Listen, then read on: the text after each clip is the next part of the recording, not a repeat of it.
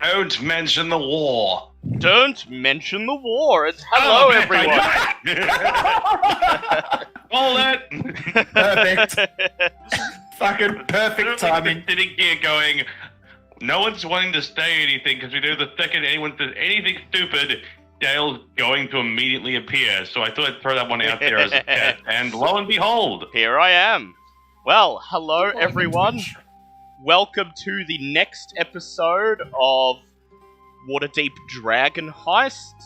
And today we are continuing the quest for the Stone of Golorr.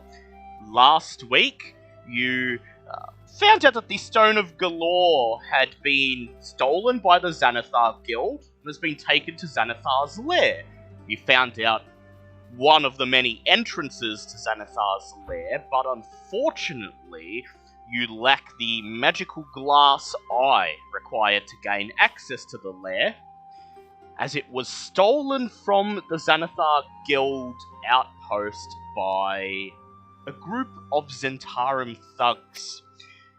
And so now, it is the next day. You've had a long rest, and you've tried to sleep as best you can with the strong autumn winds battering the walls and windows of Trollskull Manor, woken up from your sleep multiple times in the night by the rattling of glass window panes and a house that and the groaning of a house that hasn't fully been renovated properly since you took ownership of it. It sounds at various points throughout the night as if it's going to come tumbling down from the wind, but thankfully it stays intact. And so, unsure of where you're going to begin your search for these Zhentarim who stole Xanathar's glass eye, you're just gathered in the Trollskull Manor tap room, just mulling over your next move. You've just finished breakfast and you're just about to begin the preparations for another busy day in the tavern, with the prospect later of trying to discover where you could start searching for the Zhentarim. And suddenly, the door to Trollskull Manor creaks open, and the cold autumn winds blow in through the tap room, making you all shiver as a carpet of orange leaves spill forth from the streets outside. And a very timid-looking man wearing a very timid, short, wiry man wearing a hooded cloak looks over his shoulder to make sure he's not being followed, then creeps into Trollskull Manor and shuts the door behind him. Satisfied that he's on his own, he reaches up and pulls down the hood, revealing that he is Remy Thurston, the rather pathetic thief that you encountered during your adventure in the Waterdeep Zoo, and who you recruited as your spy. Good. He looks around from left to right, almost as if he's paranoid that someone's going to jump out of the shadows and ambush him, almost as if someone's waiting in one of the many booths to just beat him up at a moment's notice. And then he creeps over to your table and he says, you wanted information about the Zhentarim, right? Did on the elevator thing. Yeah.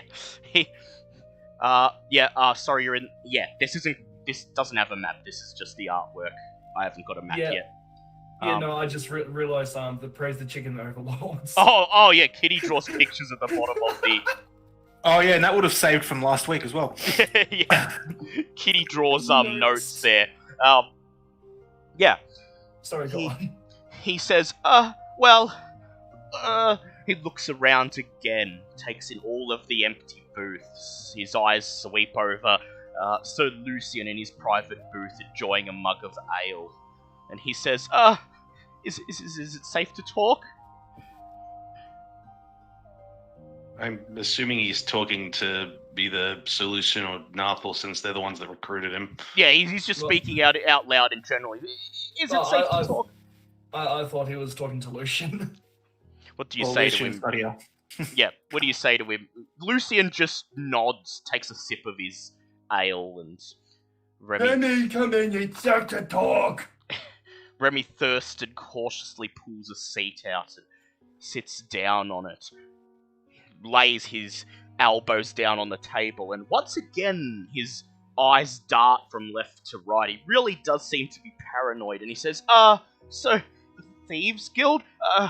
Well, they tried to get approach the Zhentarim for more work, right?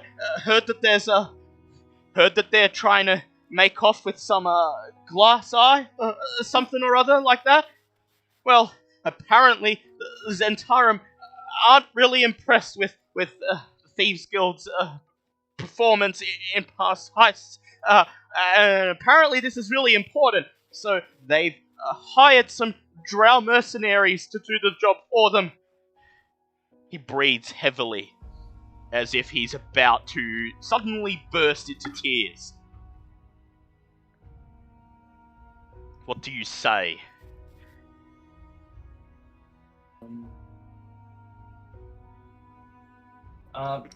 Did we have any contact with him in this session I wasn't in last week, or is this... No, this is your first contact with him. However, he is providing a lead about the Zhentarim that the party found out about last session and are trying to track down. What's this lead that you guys picked up last week? That The glass eye. Yeah, Oh, that the they glass need the eye. glass eye to get into Xanathar's lair, but the Yeah, Zhentarim remember that, have stolen it. Yeah. So remember that first dungeon we went in where we found that pillar with like the hole in it? We couldn't figure out what opened it. That was it. That was the That's one of the entrance to entrances. the Xanathar Guild. And we killed the orc mage Yeah, who that's was right. torturing. Torturing Floon Bagmar. That's yes. it, Floon, yeah. Yeah. And so he looks at Narthel again and he says, "Well, look, I found out where these drow mercenaries have taken the glass eye.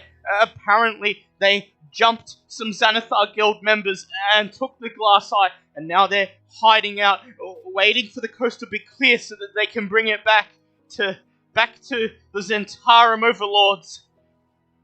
He looks around once more, and then his face pale as if he's positively terrified for his well-being. He says, They're hiding out in an old wizard's tower in the dock ward on the corner of 31st and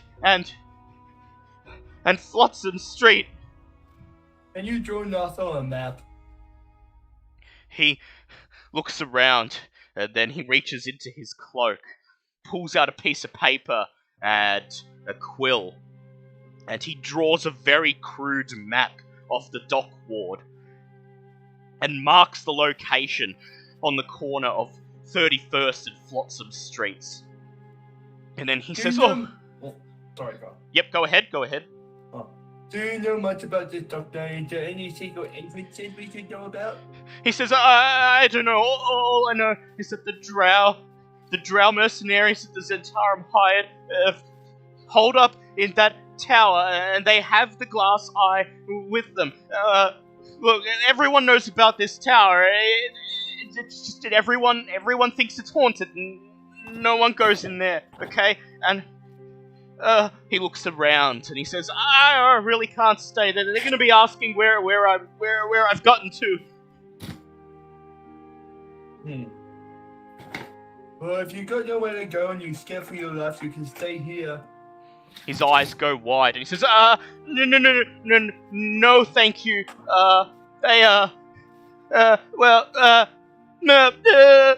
with that, he just pulls the hood tightly over his face, turns around and scurries out through the door, a gust of wind blowing more leaves across the floorboards of the tap room. as the door just swings idly in the wind behind him. As he leaves, Bulb calls out, Gareth, Nami, follow him. You Report hear back tonight. from somewhere just upstairs, the sound of rustling branches and a wooden door opening, and then 3 of your awakened shrubs slowly make their way down the stairs, and in unison they groan. But we were just enjoying the best sun, bro. You make this snappy and you get 3 nutrient pellets each. They look at each other. Oh man, that'll be really good when we have the munchies, don't you think? Gareth says, Yeah, we always get the munchies when we get the good sun. Okay, we'll look around for you. And then Okay, some context is needed here. Oh, you missed this last week, didn't you? He did. He missed big time. Oh, do yourself a favor, and after this session, go and watch the start of last session. Yeah, just the start. Remy's awakened shrubs are stoners. Yeah, but for quick recap, I've grown like 8 shrubs, and Dale has given them the personalities of stoners because they are pot plants. Oh, sweet Jesus. Yeah. Yeah. And I've got multiple different types of shrubs that each have different abilities. 3 shrubs slowly make their way across the tap room, their branches crunching across the leaves. And as they step outside into the street, they're buffeted with a gust of wind that tilts them all to the right. And then just before the door shuts behind them, you hear them all moaning in unison and going, Oh man, it was much nicer when we were upstairs in the sun, just talking about the mysteries of the universe. I call out through the door, Don't be bloody seen. They all look back at you, raise a single branch each in acknowledgement, and then as they walk off, you hear Gareth say, Hey bros, if a shrub falls down in the forest, does anyone see it? And then the door shuts. I would like you to please roll a stealth check for all 3 of them. So is that 3 stealth checks or just the 1? A group check for the 3 of them, please. So, sorry, is that 1 dice or 3? 3 dice. 3 dice. 3 for dice each. and... Okay, yeah. 1 for each. Okay, so I just need to get up their stats. Sorry, I do have this stealth shrub and brawn shrub. Just wait for it to load, Come on. Okay, so Stalwart has a -1. Okay, so the one of the shrubs got a 7. 7? But the 2 creeping shrubs got a 22 and a 13. Very well, I will address this later. 14, sorry, 14. I will keep this, I will note this down, and I'll address this later. Ominous. So with that, as you just reflect on what just happened and the couple of staff members you've hired to watch the tavern while you're out adventuring quickly get to work sweeping the leaves away under Veska's supervision, you now know where the glass eye is. It's being held by some drow mercenaries in an old wizard's tower in the dock ward. Time is not particularly of the essence, as they seem to be waiting in this place and just bunking down there until the Xanathar Guild stops looking for them and they can report into the Zhentarim. So you don't have to go there immediately, but you may if you like. So what would you like to do? Is there anything you would like to do before you head to the old tower? Narthor would like to go shopping. Narthor would like to go Well- shopping. And he needs Bulb's help. Okay. Can I do a herbalism? Ah, yes, you can. I'd like you to make a herbalism check. Actually, you bought ingredients. Oh, but you used them. So just do a normal herbalism check, please, Ava. And Narthor wants to go shopping. What would Bobbit like to do? I got a non-natural 20, by the way. Non-natural 20, very well. Get to you in a... Ava, you may make either 3 potions of healing, or 3 basic poisons, or a mixture of the 2. I will do the potions of healing, please. So while everyone else is doing what they need to do before heading to the tower, you head up to your mixing room upstairs in the tavern and just get to work on your herbalism, brewing as many potions as you can with the ingredients you have left from last time. Alright, one for each of you. One for each. Lovely. And as everyone else is about to head out into and brave the cold autumn streets, Sir Lucian looks over at Size and he says, well, I suppose I'm holding down the fort today. He then looks over at the staff who are sweeping the leaves and he says, Pip, Pip, work harder, work harder! So they begin to sweep ever so slightly harder. I was going to say, I don't really have anything to sell at the moment. But there is one thing I would like to do. Yes, I know that there is something involving a nimble right head. Oh, yeah, that's that's another thing as well. But that can So be we're done doing that- after. That could be done after, yep.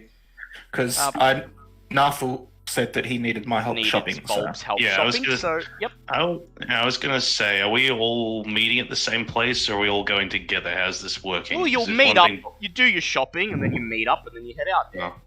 Yeah, Boa doesn't have anything to that she wants to shop for, so there's one thing she'd like to do quickly by herself before she heads out for the day. So first Okay. of all, Well, while we go shopping, can I send out another shrub to go check out the tower? Yes you can. You call down Okay. another of the shrubs. And I call down Scooby and Rover. Scooby and Rover make their way down into the tap room, their branches crunching on the leaves, just like the other 3 shrubs. And once again, they moan. And Scooby says, we were just gonna figure out where you go when you go to sleep. You do this for me, and I'll tell you the exact answer. They look at each other and one of them says, Scoob, he knows, he created us, he's giving us the answers of the universe, the divine wisdom. And then they salute you with their branches and head out into the streets. Oh my I would like you to roll stealth checks for them, please. Because this is just 2, is that 1 stealth based off the stealth shrub? Yes. Cool. That You may is roll it a... with You may roll it with advantage, by the way, because there's only 2 and they're helping each other. Okay. Well, don't worry about that second roll. That is a 15. 15. And lovely. do I do a perception check as well because they're actually investigating something? Yes, you may do that as well. Ooh, that one is a 21. 21, lovely. I'll tell you what they found shortly. So, Bulb, while you were out shopping with Narthor, is there anything you in particular wish to buy? Well, now I just need to buy nutrition pellets for Yes. for plants because I made a promise without realizing I didn't have nutrition pellets. Yes, well, that's Yeah. easy to pick up. Fala Lalafia is eager to sell them to you after all of the help you've done putting her in contact with the Emerald Enclave, and she will sell you a 10 days worth of nutrition pellets for 5 GP. Yep, done. I'll buy 20 days worth. 20 So, days worth. So 10 Yep. GP. Very well. That will make the shrubs very happy. Now, Narthel, while you were out shopping, what are you looking for? I was just looking at my items and just had a question. Was anything done with the fake crystal from the Yes, it was given to Remy Thurston to hand in to get him back into the Thieves Guild. Right, so I can get rid of Yep. that. It was also enchanted to explode and cast a sleep spell on anyone in the vicinity if he thought of betraying you, but evidently that doesn't seem to have happened yet. And also, the items I do have on me, the horseshoes of speed and the 3 crab stuff, can I leave as Yes, my house just so I was more... Ah, yes, you may, yes. Awesome. Liam's very quiet today. I am? Yeah. Oh, I can hear him, I but maybe... I turned your didn't- volume up, but you're still quiet. Oh. I'll You sound turn- far away. I'll turn his volume up here on the stream. Yeah, I turned his volume up just so... I can hear him just fine, but if anyone can't, let him know. Okay, so you keep those items... You deposit those items back at the house. You didn't bring them out with you today. And was there anything you wished to buy? Yes, I want to use Bulb's knowledge to see if I can get not bees, but hornets or wasps. Okay, And also I Bold. need- What the heck two you jars. want hornets for? That'd be Just, interesting. Don't worry about it. Well, Bulb, I would like you to Yeah? make a nature check, please. Come on, don't roll bad just because it's for someone else. And it, Nature, you said? Yes. That's a 9. A 9. Yeah. God damn it. So when Narthel I'm looking tells for you, bees. What? yeah, are when bees? Narthel tells you what he's looking for, he just says the words "big bees," and this isn't a lot of information to go on. And you're also stunned at the strangeness of this request, and so you ask around, and it's not the type of thing that would ordinarily just be sold by merchants in Waterdeep. You'll have to contact the Emerald Enclave, and you promise to do this for him, but you very much doubt that they will be able to source any of these particular bees today. It's Sorry, Arthur, I'm just not God quite damn with it. it today. my hornet grenade on bee.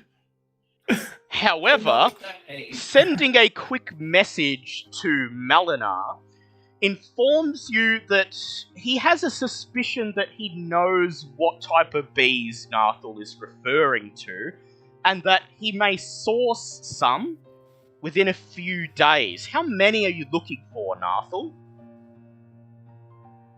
Can I fit in a jar? How many can... Depends on the size of the jar. What the fuck are you planning? Don't worry about it. I am going through the group chat. I'm going to go through No, 5 days worth of I group chat. already know exactly what he's after.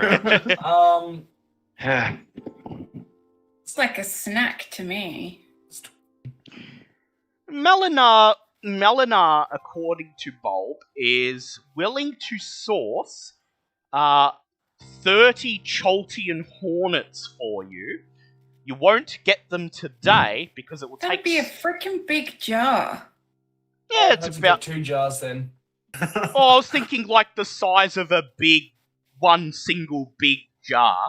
Like a big bar pickle jar. Oh yeah, I can easily eat that. And Oh, Lord. he's going to source you 30 of them. It will take a few days because of the strangeness of this request. And because importing them from Cholts is going to be a considerable amount of work, and it will cost you 50 GP for them. Holy shit, I thought it would have been more. Nice! I can easily live with that. So he asks for payment up front, as you're not a member of the Enclave. Man knows.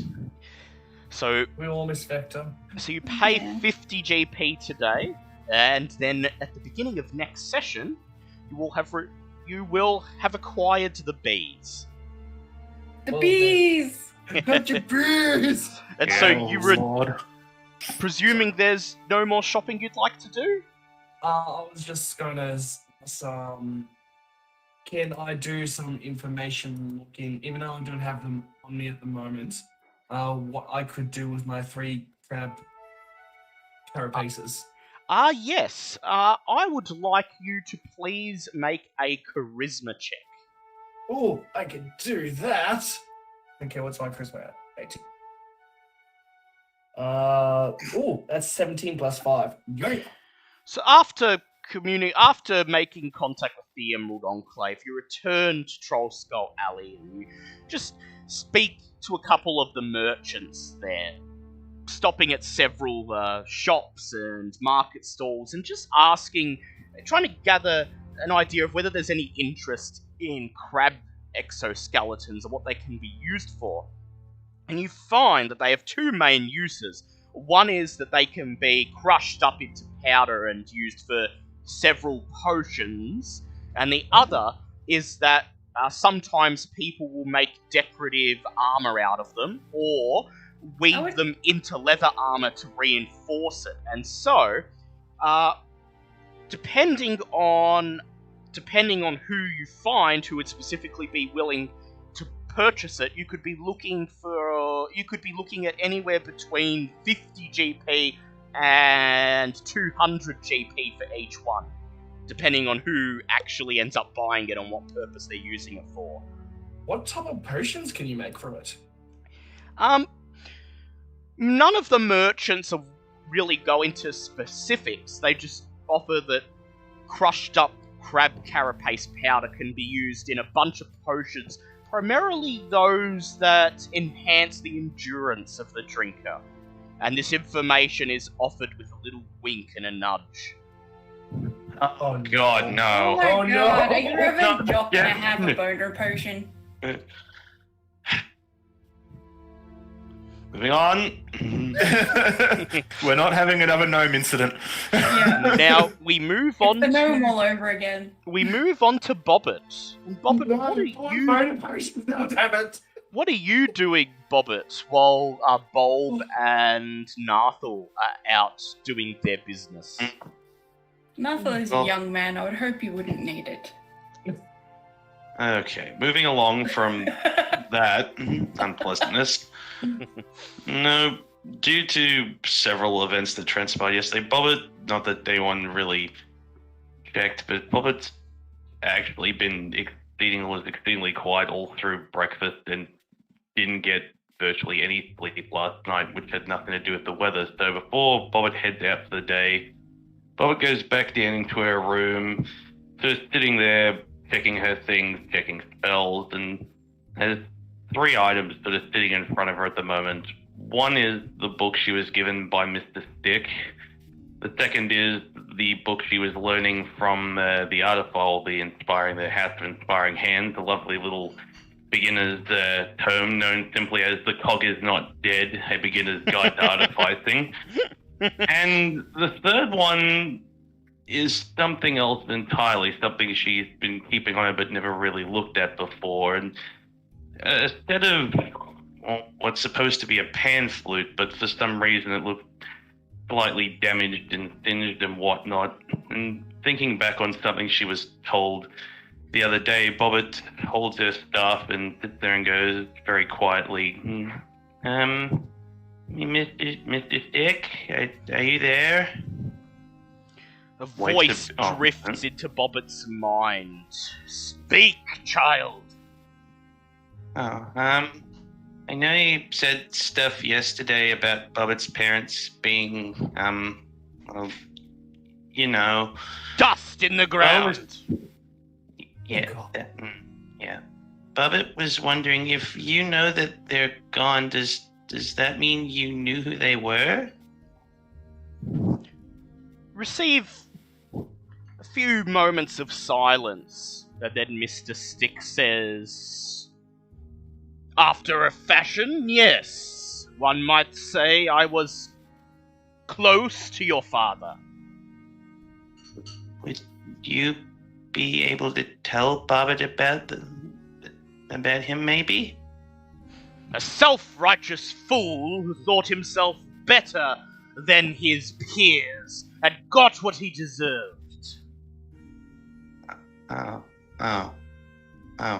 Okay then. Thanks, Bobbit guesses. Worry not on it, young Bobbit. Continue to accrue power so that you may amount to more than your father. Okay, Mr. Stick, Bobbit will do that.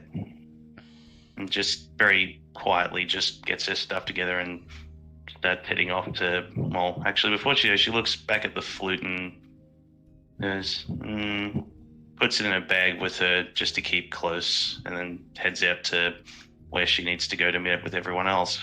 You hear, I want to hug my little Bobbit. as you walk away, you hear what almost sounds like an audible sigh in your mind. And then Mr. Stick's voice says, very well. If you accrue power, I shall tell you more about your parents. Indeed, I shall tell you more about the city of Mesro, but not today. Mesro? Think not on it. Know that it is your destiny to someday rule it and all those who live within. Well, Bobbit hopes to talk to you soon, I guess. Just With that, walked up with a little bit more of a... Oh, sorry. With that, Mr. Stick grows inert in your hand. Bobbit heads out for the day with a little bit more of a spring to her step now than where she was. Though I suppose that for very different reasons than what Mr. Stick was thinking. So, you all meet in Troll Skull Alley. Take a few moments to fill each other in on what you've been doing, except for Bobbit. Bobbit, I'm assuming you don't tell the others what you did. I don't know. Bobbit's just, Bobbit was preparing for the day, and that's it. You check in at the tavern one last time. Yes? There was one other quick thing. Has Bobbit's friend at the Rusted Nail store stole any of that merch yet, or do I have to wait a little bit longer for profit from that? Probably will have to... Actually, you decide on your way back to Troll Skull Alley, you stop into the Rusted Nail, and I'd like you to make a charisma check, please. Alright, where are we at today? It's going to be a 12. The woman within greets you with a wide smile, and she dashes up to you and squeezes your cheeks. And then she reaches into her coat pocket and hands you a small leather pouch. Contained within is 30 GP. That's 30 so far, or do I know? Is that all we've sold? Is it like an ongoing thing, or where It's we an at? ongoing thing. You'll get a few payments. This is your Okay, first just checking. Bobbit. And as mild she woman, hands yeah. it to you, she winks and she says, "Plenty more where that came from, young Bobbit. Turns out you have quite the business acumen. Remind me of myself a little bit." Lady, I will be back soon. You say goodbye to the woman who you only know as Lady Redhair for now, as she still hasn't told you her name. Right, she never did, actually. Yeah, and then you make your way back to the others, with a bit more of a spring in your step. You all stop in at the tavern one last time to pick up Veska, make sure you've got all your equipment, and you head out to the dock ward as the high morning sun begins to appear, making the wind a little less cold, but the day is still has a chill to it, and the wind does not let up. The streets that you walk through are paved with old leaves, dropped branches and twigs, and Your footsteps make a loud crunch wherever you go. And, of course, while the autumn winds subsist, any ranged attack rolls will be done with disadvantage.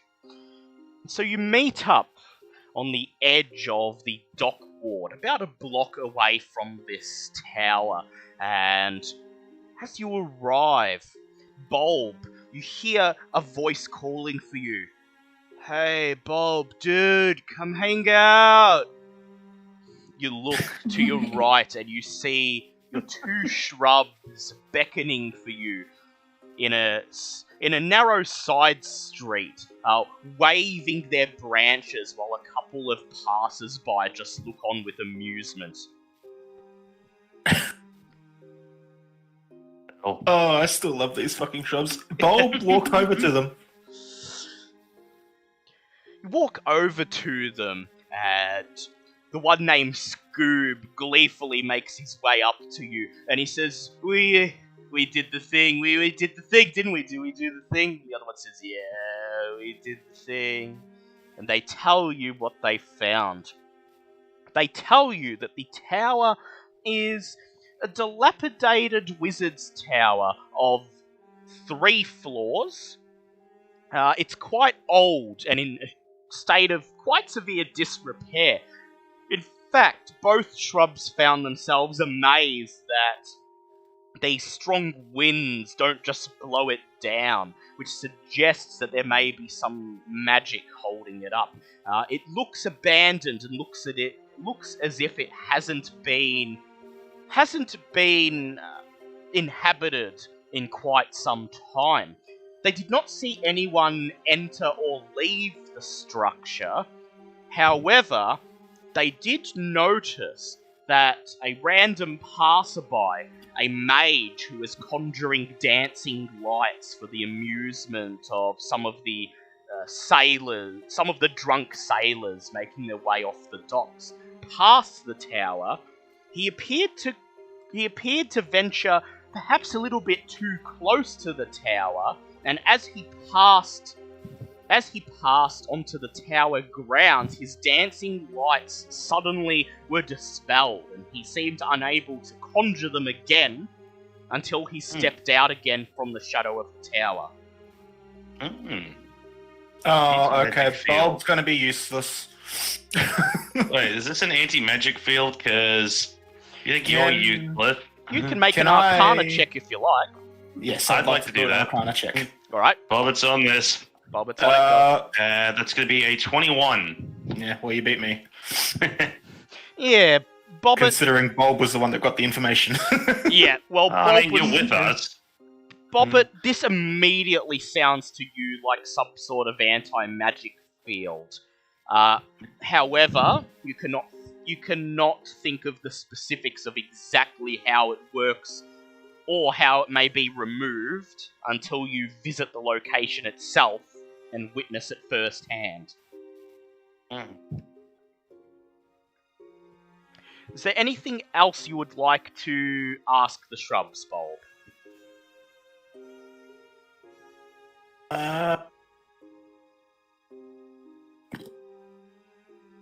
Did they see anyone else just standing around watching the tower? They look at each other and they say, "No, dude, we made sure the fuzz weren't following, right? We didn't see him, dude." Okay, so there's no one watching the tower and there's no one watching the roads to the tower? Well, it appears from their description that the road to the tower is just a normal street, and as such there are plenty of passers-by just going about their business, moving past the tower. Not But drawing... They didn't notice anybody just standing there? No, they didn't see anyone who just seemed to be standing and watching. In fact, if you'd like, you can do an insight check to see if there's anything you personally can pick out from their information. As well. That's only a 12. That's fine. That's enough. So it seems as if these drow, if this is indeed where they are just hiding within the tower and that the anti-magic field is probably their only main defense. They're trying not to draw attention to themselves, and as such it's unlikely they would post sentries. Okay. I'll be back. I thank the shrubs. I tell them that when they fall asleep, their body goes nowhere, but their mind wanders the weave. Ooh. They look at each other, and if they had faces, you imagine their eyes would be bulging out right now, their minds blown. Scoob simply offers a, whoa, like, that makes sense. And then the other what? that makes sense. And then the other one says, our bodies don't go anywhere, but our minds wander the weave. Mind blown, dude.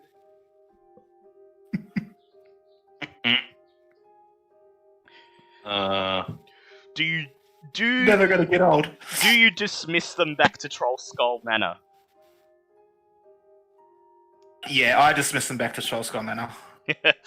They bid you farewell and begin making their way back to Troll Skull Manor. And as they disperse into the crowd of passers-by, you could still see them discussing the implications of what you told them. So does that mean that, like, one day we might, like, our mind will go into the wrong body and we can wake up as someone else? Dude. Oh, crap. I love this. And so, are you ready to head to the tower itself? Bulb would actually like to conjure a flame into his hand. Yep. And then walk towards the tower and just try and determine the range of the anti-magic field while trying to look like he's just naturally walking past, like not purposely looking very well for a magic field. As the others follow behind you, you conjure a flame and you try to blend into the crowd moving past the tower. Would like you to actually roll a stealth check with advantage, as you do have a crowd of people around you. Nice. Assassin's Creed style, blend in with the people. Oh, that is an 18. Nice. So you pass the tower once. The flame does not go out. You follow the crowd as it spills like water through the streets, eventually merging with another crowd. And then you turn around and make your way back down the street, passing the tower again. You do this several times for about 15 minutes. And it is on the 5th pass of the tower that your flame flickers and dies. Approximately 5 feet from the huge wooden door that serves as the entrance to the tower. Okay. Interesting.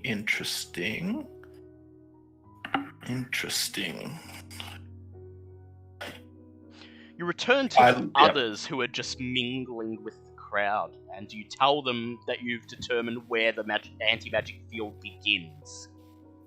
It looks like it's going to be physical prowess only after we get 5 feet close. So, Bulb may be standing at the back of this one. Is there anything else? Any other experiments you would like to conduct before approaching the tower? I was gonna say, no, I don't actually have detect magic as a ritual, because otherwise I would have said I would have used that to see where exactly the field work. But would detect magic tell you exactly where the field is? It may or may not. It would confirm that. It would definitely confirm that there is indeed an anti-magic field. It would probably tell you what type as well, and like specifically what magic it blocks out. Oh, Maybe I should take Okay. that ritual. Mental note for next time. Well, I can cast it as a ritual if Everyone's willing to everyone wait. is willing to wait another 10 minutes. Is there It's the time everyone to keep fine an with eye out that? for anyone else. I'm good. You can always use the time to keep an eye out for anyone else Yes. operating in the area. And so while you wait for Bulb's ritual to be conducted, I'd like everyone else to make perception checks, please. Wait. Oh, unless well, there's something this- you'd like to do, Nathan. Yes. While he does that, can I because I'm technically still a city guard, can I just act like I'm going on patrol, so like I don't raise suspicion? Yes, you can.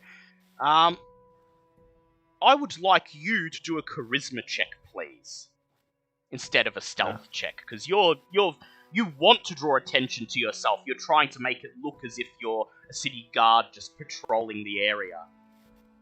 You said And that stealth is- check, yes. Well, a perception check for everyone, and Narthel may do a charisma check. That is a 16.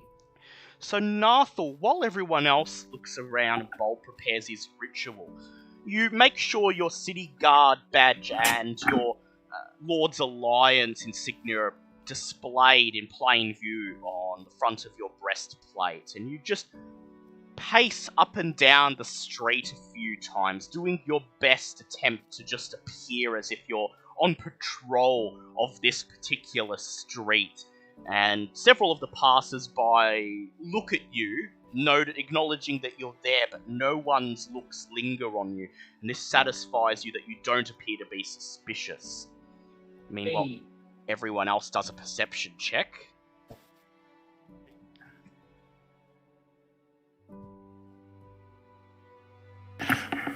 I don't, do I? Because I'm the one No, doing no, you're the doing stealth? it. Yeah. So just You're fine. Ava and Bobbert doing a perception check, please. Kitty said she would be right back, so... Yep, I'll do one for Ava Yeah. then.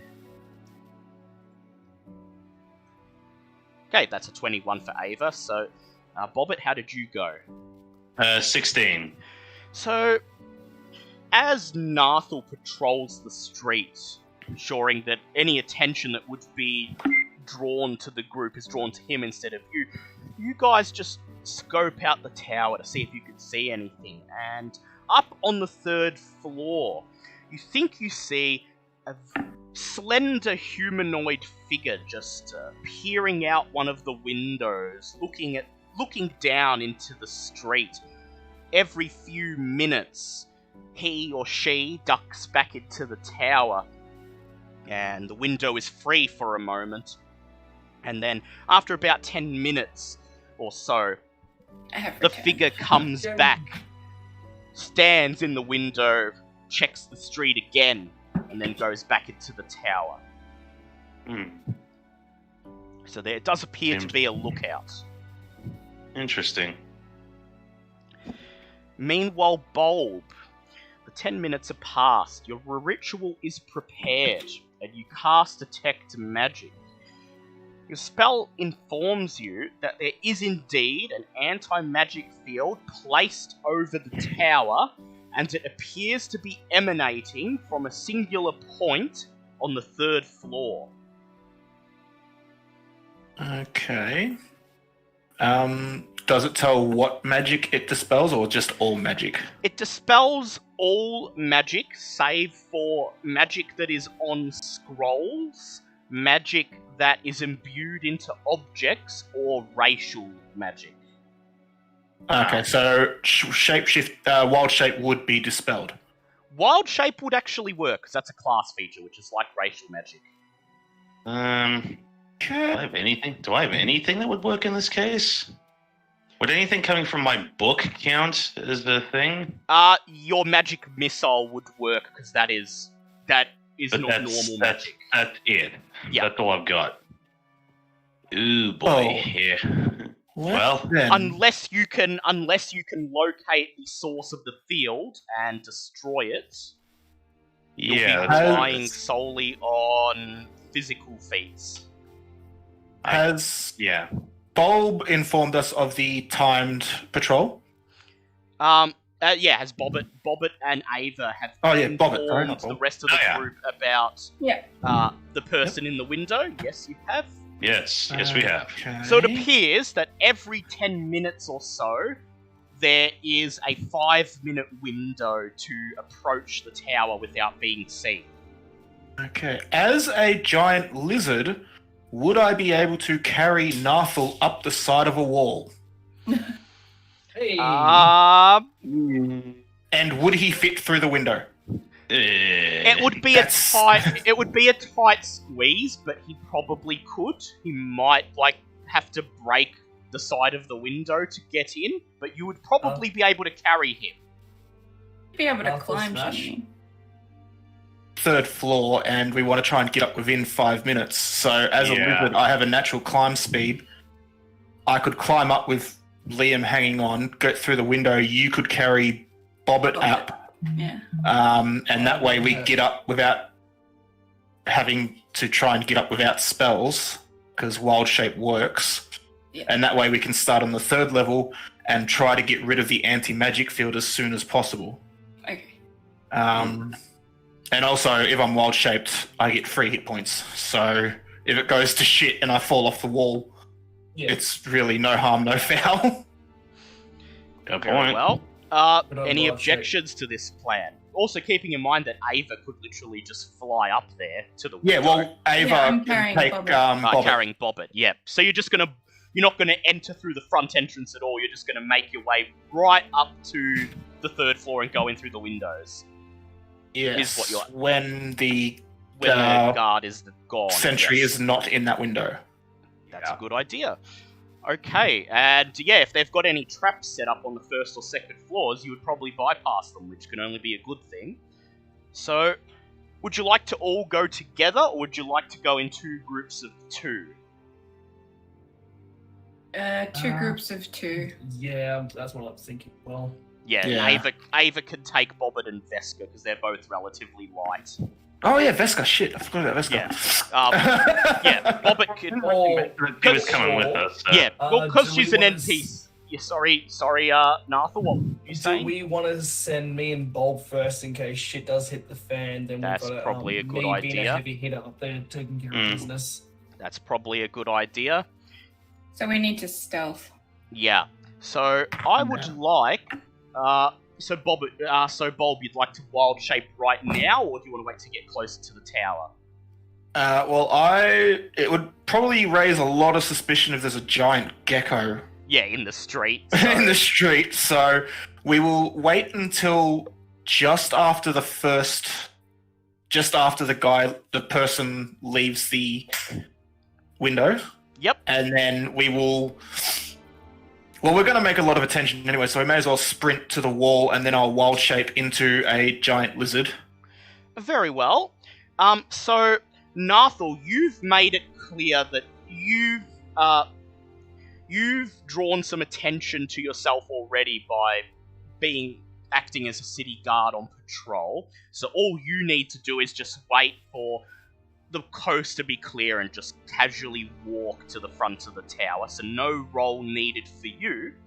However, Bulb, you wait and you watch, and as soon as you see the humanoid figure go back into the tower, you sprint across the street for it. I would like you to please make either an acrobatics or an athletics check. Okie dokie. That's going to be athletics because that is an extra 1. Let's see. Here we go. Come on. That's a 12. That's what you needed. That's fine. Oh, thank 12. God. Tripped space So- plants. You make your way to the crumbling, abandoned wizard's tower. The stone bricks covered in a thick layer of grime. The roof shingles twisted, falling off, and their colour long ago bleached away by the sun. And then you press yourselves up against the wall of the tower, hiding in the shadow of the tower, and you appear to have made it. You still have a few minutes to make your way up the side of the tower. So, Bulb, I assume this is when you wild shape? Yep, I wild shape into a giant lizard with climbing speed. Yep. So where Bulb stood in front of you, Narthel, within an instant, suddenly, there is a giant gecko, its yellowish scales glimmering in the sunlight. It waits for you to climb aboard. You climb onto the giant gecko, and then the gecko begins to make its way up the tower, its feet sticking to the stone like an insect as it begins to walk up the stone tower face towards the third floor. Narthel, I will need you to make an athletics check to make sure you don't fall off, please. Oh, can. That is a 13 plus 7, 19. 19. Despite the fact that Bulb is travelling in a straight line up the side of a tower and is travelling almost vertically, you manage to dig in your knees into the side of his body, holding on until you reach the third floor. The gecko climbs into the open window and starts trying to pull you through. However, the window is just a little bit too big for you. I will need you to please make a dex check. And Hello. on dex, that is a 19. You inhale deeply, sucking in all your extremities, and then you squeeze through the window without making any noise or breaking anything. You are standing within the tower. The coast, for the moment, appears to be clear. While waiting for the others, can I stand behind? I'm assuming there's it's just a small room and a singular door. Yeah, it's a small room. There's a staircase that leads down to the lower level, and that's pretty much it. It's just a big circular Alright. room. So you'd like to find a place to hide? No, I want to stand next to the door in case someone comes in, up. and I'll just grapple. If they come in, I'll grapple them and hold their mouth shut. That's a good idea. Okay. And as a giant lizard, I will gesture to the others. That you're up. Yeah. The other two of the Veska, Ava, and Bobbit, you see a giant gecko poking its head out from the window. It's waving at you with its front paw. We take this as your signal to approach. While And then I lick my eye and disappear. While Narthel bares his fists, walks over to the door leading to the other room on this floor and just takes position beside it in case anyone enters. Okay, Bulb and Ava, I would like you to make stealth checks, please. You can either make stealth checks if you're approaching carefully, or you can just sprint to the tower. Do you mean Bobbit? Yeah, Bobbit. Or you could just, Ava could just pick you and Veska up here in the street and fly to the tower. How do you want to do this? I got a nat 20. I'm stealthing. Okay. So, alright, so So I have to Bobbit, roll go as ahead well, and stealth. or? Yep. You guys make your way up. Okay. I'll be right back. I got a 17. A 17. So Bobbit, Veska, and Ava blend in with the crowd and slowly, cautiously make their way into the shadow of the crumbling tower. And then, looking around to ensure the coast is clear, Ava spreads her wings. Veska and Bobbit each grab onto one of her arms and hold on for dear life as Ava starts to flap her wings, lifting off the cobblestone street and flying towards the open window. Bobbit, I will need you to make an athletics check, please, to hold on to Ava as she flies towards the tower. Athletics. Oh, God. Athletics. Or acrobatics to, climb onto a part of her that's safer. Okay. I'll take the acrobatics. That's going to be a 14 as opposed to an 11, because I don't have athletics. Yeah, you would have fallen off. So, while Veska holds on, wrapping herself around Ava's arm, you slither up Ava's arm and perch on her shoulders, wrapping your legs around the front of her neck, securing yourself to her body.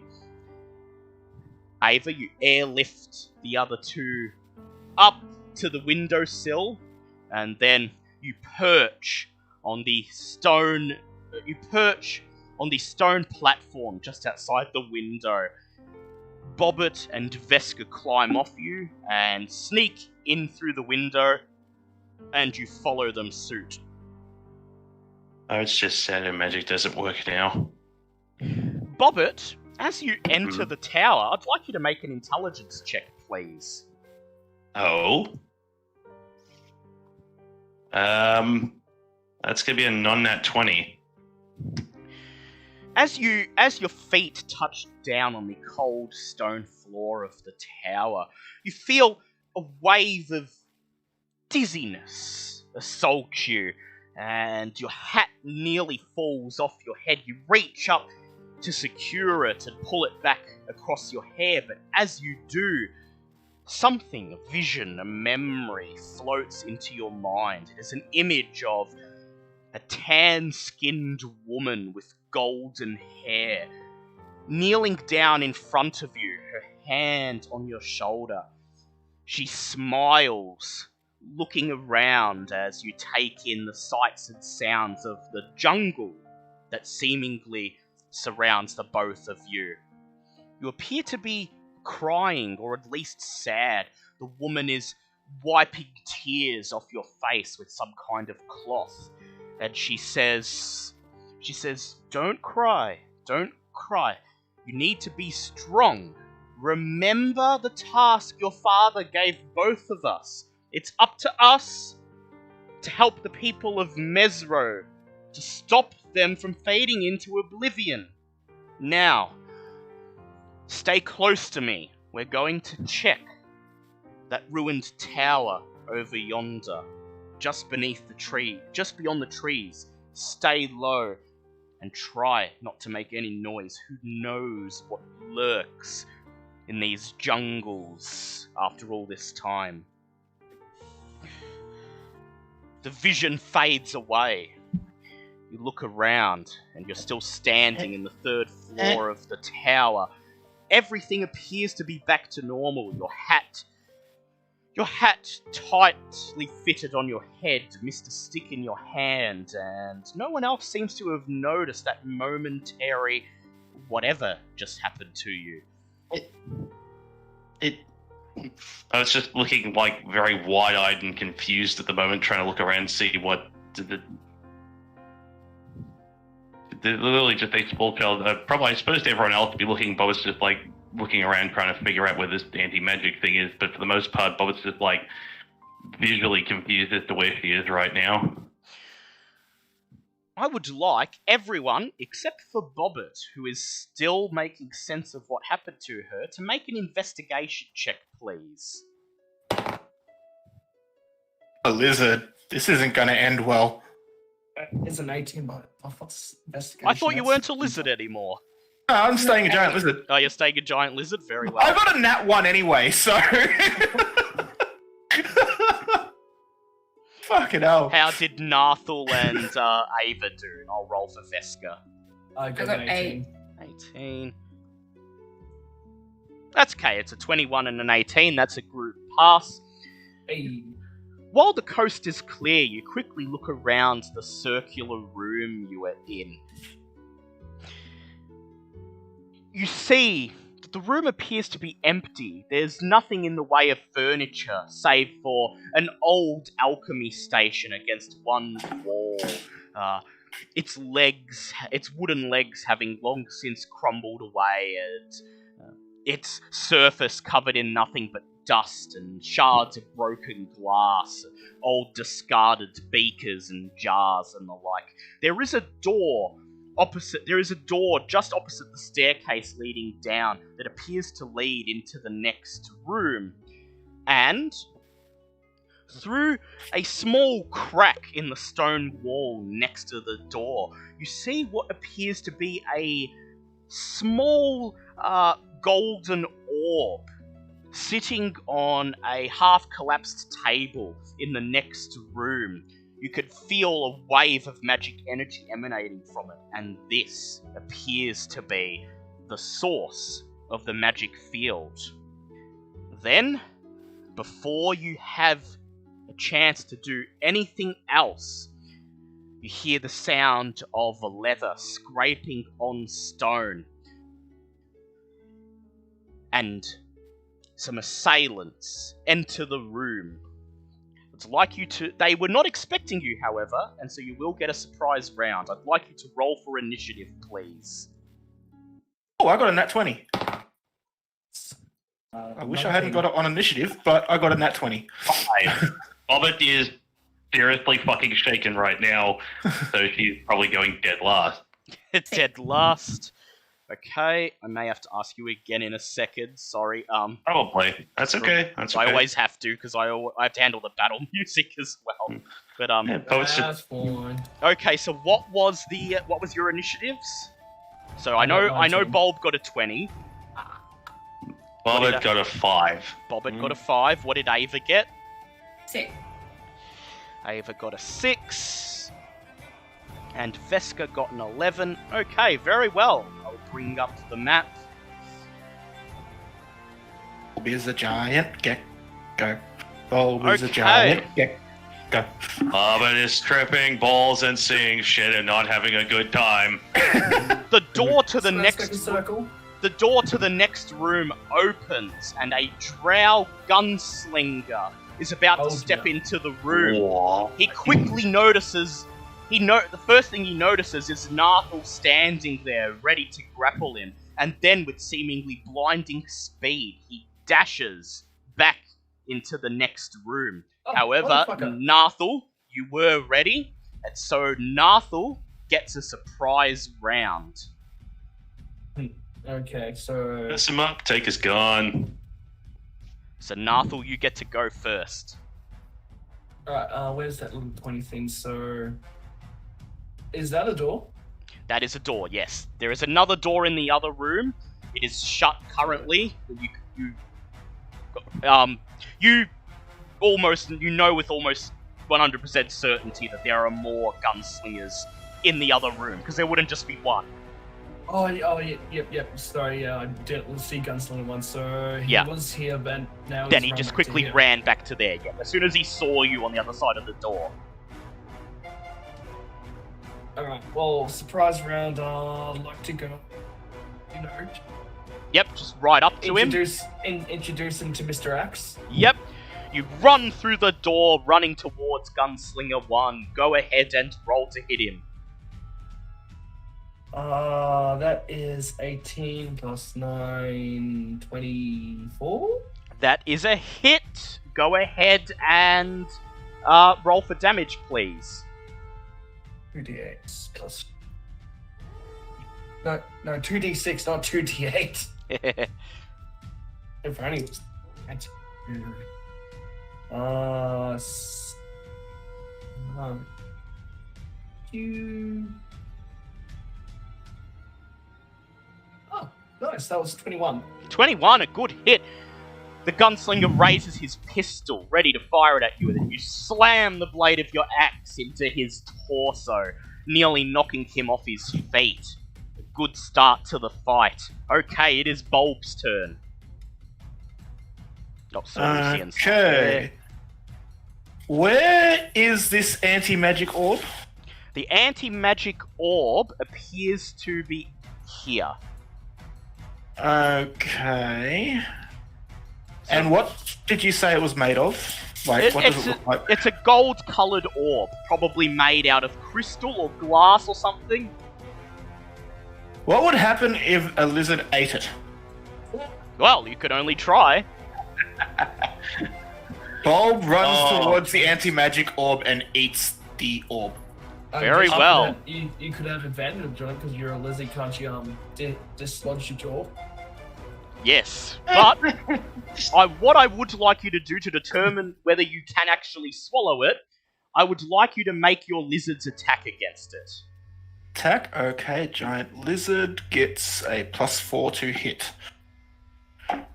That is a 15. Yep, you open your jaw wide, latch out your tongue, and pull the orb into your mouth. You swallow it, and you feel it go down your esophagus and into your innards, and as soon as it touches your stomach, you feel a wave of illness shoot through your body as the orb begins to vibrate, and then suddenly, whatever has happened to it within your body sends a wave of magic bursting out through your mouth, hitting you for... Can you draw direct where it goes? If it's hitting shooting you out of for his mouth? 9 points of force damage. Ooh. You Oh no, it backfired. And Direct then, where it goes as since you it's lie shooting out of there, his mouth? sprawled on the floor, having been knocked around from this wave of magic, you open your mouth and let out a loud burp, and you can no longer feel the orb within you. Your stomach acids appear to have destroyed it. So this Hey, is that was my the lizard. equivalent of the cartoon eating dynamite. Yep. So Bulb is just lying on the floor in his base form, opens his mouth, lets out a loud burp. Oh no, I'm not in my base form. I've still got hit points. You as still a got giant hit lizard. points? Oh, yep. I'm still a giant Yeah, lizard. your stomach acids appear to have destroyed the orb. You know what? That was a bonus round. Oh, I love that. Perfectly spent. That was fantastic. I love it. Take my hand off to you. It is now the enemy's turn. Gunslinger He was 1. paying attention. Gunslinger 1 casts Fairy Fire on Nathal. Motherfucker. Oh, that's right, they have magic now too. It holds out Shit. its... And this was racial magic anyway. It holds out its hands, and a small beam of gold light shoots out, striking Nathal. And it seems to imbue itself into his body, filling Nathal with a golden outline that reveals his position perfectly. Gunslinger 2 bursts in from the next room, takes position and fires with advantage at Nathal with his pistol. Oh dear. Cheeky awful. Does a racial fairy fire work differently to a normal fairy fire? Works the same. So it is still concentration. No. Nathal would need to make a dexterity saving throw. Oh, yes, sorry, Nathal, go ahead and make sorry, a dex save. And it's also everything in a 20-foot cube. Yes, so you as well. Yeah, so dexterity. So I need as a Bulb lizard. and... Sorry, I So- forgot there was a dex save component to it. Battle of the DMs. That is a 17. Okay, And I got a that, 15. well, that is a pass. The Fairy Fire does not... the Fairy Fire does not actually illuminate you. Let me see if it fails. Sorry, I didn't mean to yeah. just completely. Oh, no, it's okay. It's okay. It works how I thought it would. So if you fail a dexterity throw, what happens is it reveals you if you're stealthed or invisible. Yes. Passing the throw still means that you are outlined, but they will only get advantage if they can see you. So it's still firing with advantage. So that is a 20. So Nathal, the gun fires, and you see the small cannonball flying in your direction, and you bat it out of the way with your axe. It falls That's uselessly right. onto the ground, chipping the Step it. side of your axe. Step it. No. Step. Don't like the bullets. Go away. Meanwhile, Gunslinger 3 stands in the doorway and from here makes a shot at Bulb Ah, crap. with advantage. A giant lizard's AC is 12, by the way. Yeah. So that's a 21 to hit. Yeah, that's The definitely. Gunslinger raises the gun and bang! Fires. Bulb, you take 10 points of piercing damage plus 9 points of poison damage. Holy shit! Okay, so that's. What's the I got poison this round? math here. So that's. I take 13 damage. I turn back into my base form and still take 13 damage on my base form. Yep. So that's. I'm down to 17 health. Jesus. Then, in the main room that you were in, Spy number 1, who was hiding and rolled 1 point higher on his stealth than your investigation check, Son of a bitch. sneaks up to Blinky and makes his first multi-attack against Blinky. which was a It's 6. right now. So Blinky Nope. Blinky swoops up into the air as the short sword cuts the air under him. Then he makes his second melee attack, which is a 19. Yeah, that one will hit. You Blinky dick. takes 8 points of piercing damage, plus Okay. an extra 6 points of piercing damage from the sneak attack. And plus 6. Oh dear. So that is 14 points of damage on Blinky. Yeah, no. Leave The Blinky alone. The spy then uses his cunning action to disengage. He runs back around the side, and he hides. Motherfucker. An unseen enemy makes a movement, and then it is now Ava's turn. Is it? Yep. Okie dokie. But I thought we'd done surprise rounds then initiative. Well, rounds. you got a surprise round because you were at the door waiting. No one else got a surprise round. Then- Yeah, and I went first because I Yeah. got a natural Yeah, 20 you just on got a my nat initiative. 20. Yeah. then, I only rolled a. What Oh. did I roll? Oh, wait, so what is? Oh, so is maybe I think Narthel gets to. Yeah, because I got a 19. Oh yeah, so Narthel, Narthel, you get to go again. Yep, go again, Narthel. Actually, oh yeah, Bob didn't get a surprise round, did he? Yeah, no, so Narthel gets to go Okay, again. yep. And the enemies have got 19 on their initiative. Yeah. Okay, Mr. Gunslinger 1, say hello to eternity, baby. Ooh. Take the arms from the guns. Take the arms out of the guns of Peace Society. It's 17. 17 to hit. The gunslinger does a backflip through the air, jumping just Motherfucker! out of reach of your axe. Oh dear. That's a concern. It is Ava's turn, unless you'd like to make a bonus action or move. Actually, I would. I'd like to cast Shield of... Faith on yourself. Very well. Yes.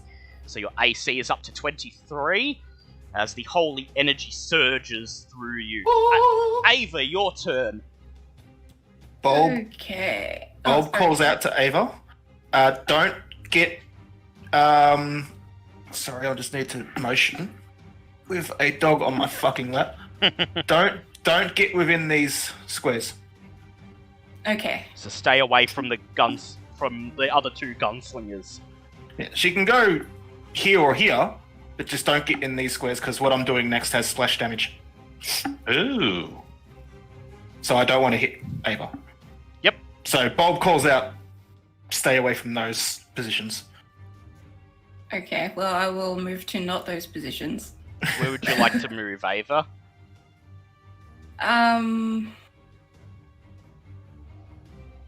Just a moment. Where? Just where the door is. Yep, so just up here. Very well. Ava, I'd like you to make a perception check, please, as you move into this square. I was moving to the. I wanted to go to the one in front of it, but. Oh, this or this here. Yeah, we'll still make a perception check, please, because you will have line of sight on the spy if you could actually see it. Perception. Yep. 16 plus 4, non-natural 20. You also see spy number 1 crouched behind the corner of the staircase behind you. You did quapple. Okay, Yeah. okay. Can I use my... Seeing as I'm not engaged in combat yet, Yep. can I use the rest of my movement to move over to Spy 1? Yeah, sure you can. You fly over to Great. spy number 1 and he opens his mouth with a big oh shit as he realizes that you have seen him and are now barreling right towards him. I'm gonna smack him. Alright, go ahead, Hello? roll to hit him. Careful, dog. 17 plus 6. That's a hit, roll your damage. Okay. Fuck him up, Ava. I'll try. So that was 5 plus 4. 5 plus so 4, that's 9, plus your Plus d4. my D4. So that's a 4. Yep, so 13 altogether. You slash him with your sword. He attempts to get out of the way, but he can't, and you deal a nasty cut to his torso. Make your second attack. Did during the perception check count as... No, my that bonus was a action? that No. was a free action. That was just because you moved into Okay. the space. Alright. Okie dokie then. I'll use my bonus action to cast Zephyr Strike. Zephyr Strike, very well. Cast Zephyr Strike, and you are ready. You may now attack the spy again with your... Oh yeah, you just had your bonus action. Yep, so that's your turn done. It is Veska's turn. She moves up 1 square and fires a Ray of Frost at Gunslinger 2. She hits and deals 10 points of damage to him, and as icicles start to drip from his leather armor, his movement speed is halved. Bobbit, it is your turn. Yeah, Bobbit sort of shakes her head to bring herself back up to whatever else is going on, looks around, sees, oh, wait, crap, we're in a fight. Really should stop not paying attention. Is it an action or a bonus action to tell Blinky to do something? It's an action to tell Blinky to do something. Damn, well, part of me wanted to tell him to go hide somewhere, but since Spy 1's currently Well, occupied, actually, maybe they won't. if it's just a hide action, I'll let you do that as a bonus action. Okay, Bobbit just looks over at Blinky, sees his head and goes, Bobbit doesn't want you getting hurt. Please go and hide. Okay, Blinky nods, shaking his eye stalks, and it zooms across the room. I'd like you to do a stealth check for Blinky, please. It's 7, so it's gonna be 19. Blinky hides and is hidden to anyone in that vicinity. Okay, so I'd like to move up just so I'm in range of Gunslinger 2. Yep. And since magic's back on the table, we're going with an old favorite of good old Eldritch Blast. Don't need a gun to shoot. Go And ahead. that's a net 20. We're picking up right where we left off from last week. Nice. Damn. Roll your damage at double it.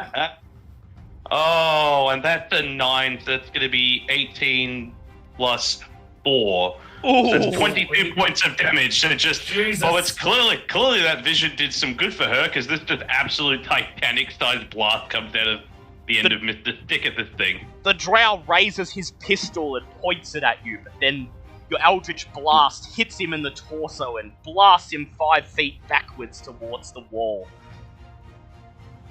Are you not dead? He's not dead, nope, but it is... Ooh, Just boy. very badly hurt. It is now Bulb's turn.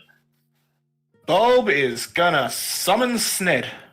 Ah, Sned. Sned? His flaming my kobold. Oh. Right here. Right there, very well. Let me get his Which- token.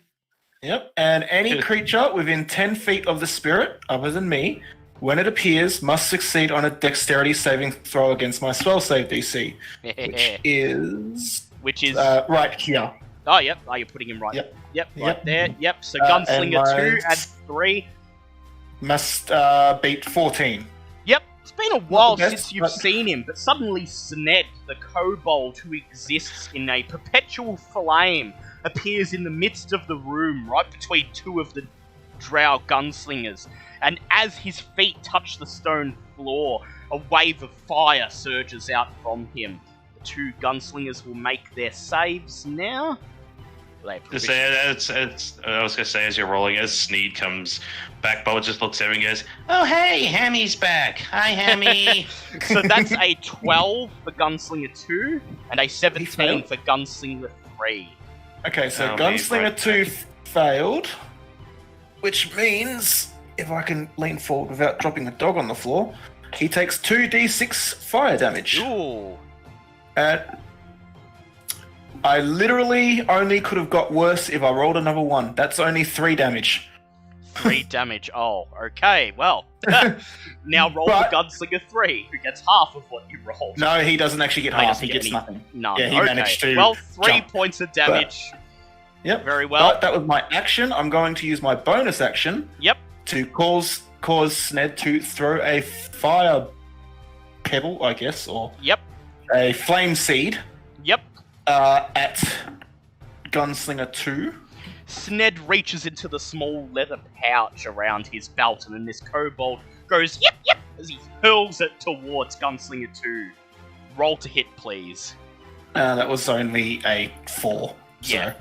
Unfortunately, Yeah, it falls just short and fizzles out at the Gunslinger's feet, sparking on the stone floor.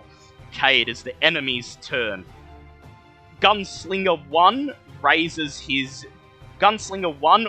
his pistol towards Nathal. He rolls with advantage because Fairy Fire is still in effect. And that is going to be an 11 on the first roll, which doesn't hit, but then a nat 20. So Nathal, you take... Oh, that's... Nat 20s still go through above armor class, don't... Yeah, they do. Yeah. They hit no matter Okay, what. So Nathal, that is 10 points of piercing damage. And you are immune to poison damage, aren't you? So... Yes. Yes, so just 10 points of piercing damage you take from that. Oh, you shouldn't have done that. Gunslinger... Yep. Wait, when's it gonna be my turn? Because Bob had After his turn. after the enemies is your turn, because they're at 19 and then you're right after them. Gunslinger, Okay. Gunslinger 2 raises his pistol and fires at Bulb with advantage, and Shit, that it's gonna be the end is of the ball. going to be... So this is an 8 and a 13. So Bulb, you duck as the bullet sails Oh. over your head, smashing into the stone masonry. It is now Gunslinger 3's turn. He raises his pistol and fires at Sned. That's going to be a nat 20 to hit Sned. Oh, Jesus. Oh, good. So Yeah, Sned- Sned's health is 25. Well, Sned takes 16 points of piercing damage and 30 points of poison damage. Oh my god! Is he fuck. immune to poison or no? If he's not immune to poison, he's gone down. No, he's unfortunately. only Yep. immune to fire. Yeah, Sned- Sned is gone. Sned Yeah. yelps like a hurt little dog and then fades away. Bugger. Spy number 1 makes a multi-attack at Ava. Let's see. The first one misses. The second one hits with a 17. So, Ava, you are taking 10 points of piercing damage as the short sword smashes into your torso. Okay. Meanwhile, Bulb, I would like you to please make a perception check. Oh dear.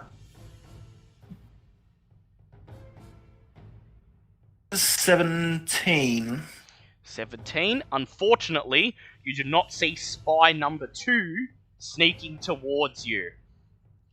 I'm just going to say that Bulb is down. He 'Cause- comes and makes a multi-attack. The first one was a nat 1, so he misses. Oh. The second one is a 19, which hits. Oh. So, Bulb, you take 4 points of piercing damage, plus 1 point of sneak attack damage. So, Shit, jeez, that was yeah, lucky as that was fuck for me. underwhelming. So, Spy That 2 was- only dealt 5 points of damage. It is Sheesh. now Nathal's turn. Backflip out of this, you piece of shit! That is a 19. That is a hit. Roll your damage. Fuck you! Hurry this, you filthy casual. Two, 9 does 14. 14. That's another good hit. You smash your axe into his armor, but he still seems to be on his feet. Would you like to add a smite to your hit? You know what? I think I might. I think I might add a Searing Smite to it.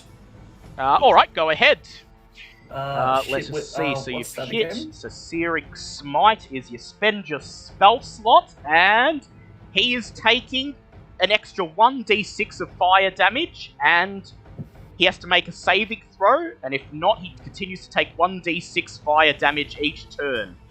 And that's a 5. That's a 5. That's better than nothing. He's going to make his con save, which he fails. And so at the start of his next round, he's going to take another 1d6 fire damage. Yeah, we wanna Okay. use more spells. It is Okay. Ava's turn. Oh, we'll continue smacking spot number 1. Alright, go ahead. Roll to hit him.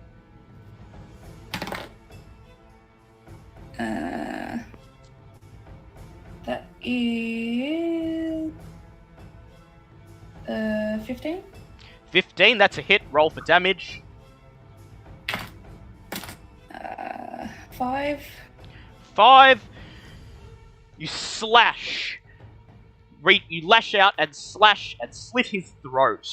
He gurgles blood as he hits the ground.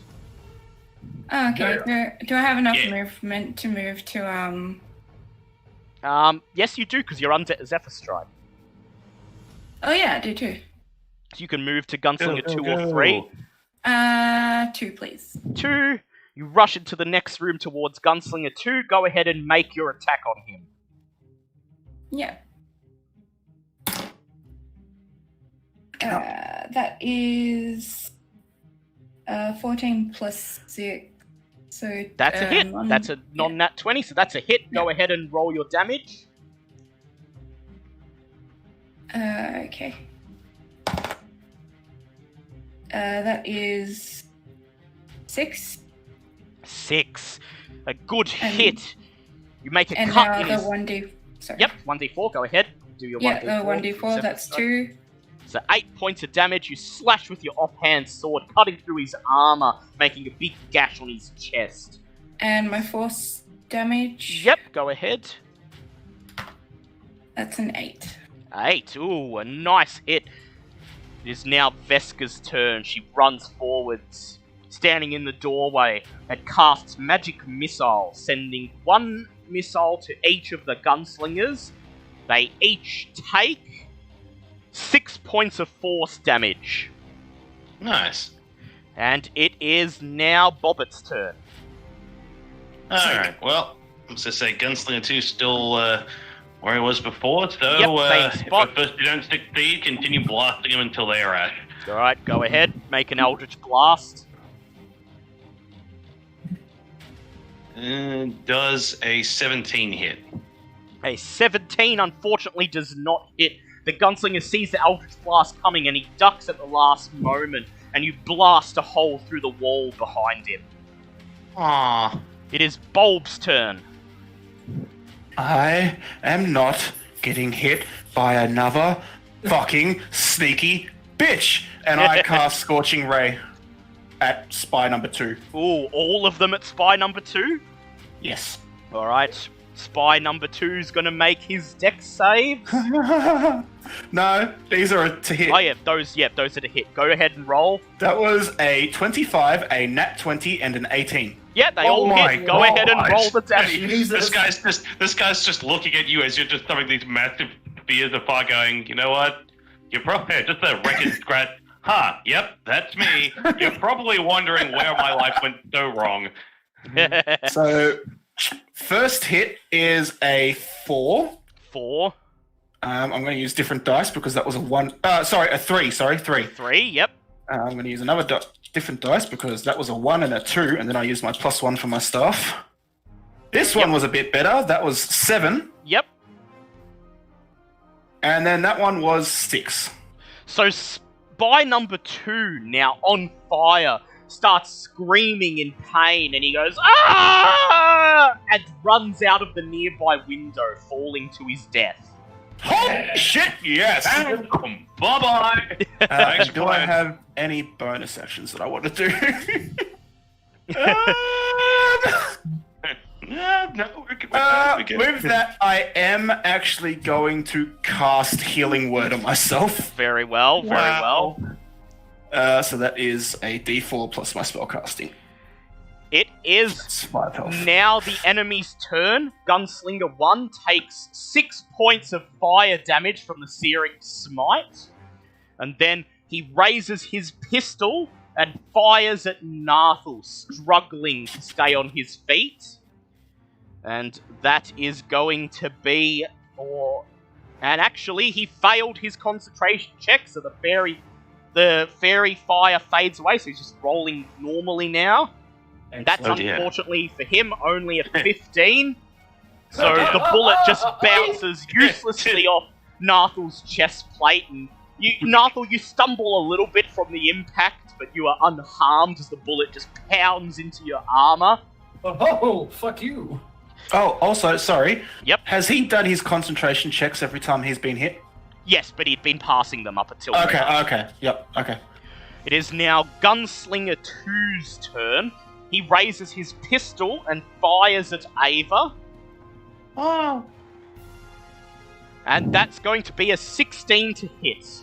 So unfortunately, he hits Ava. Ava, you take 11 points of piercing damage, plus 4 points of poison damage, so 15 altogether.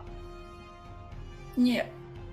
Gunslinger 3 steps into the room, raises his pistol, and fires at Veska.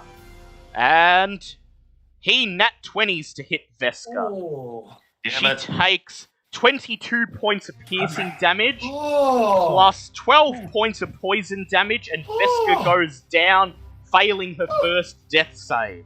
Oh my god. Holy crap! It is Oh. Nathal's turn. We gotta get ourselves some of these things. Fuck you, buddy.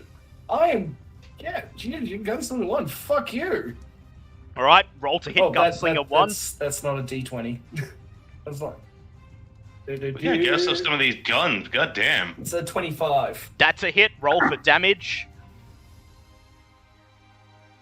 Bulb can train in gun proficiency. That's a good question. What is an artificer stand on the whole? Artificers get firearms proficiency for being an artificer. I don't know if you get it for multi-classing, but as a base class artificer, you should just have firearms proficiency. Un momento, por favor, señor. I want to see a tiny little girl with a big broomstick. Walk softly and carry a big stick. So go ahead and roll your damage against That was Gunslinger. 15. 15.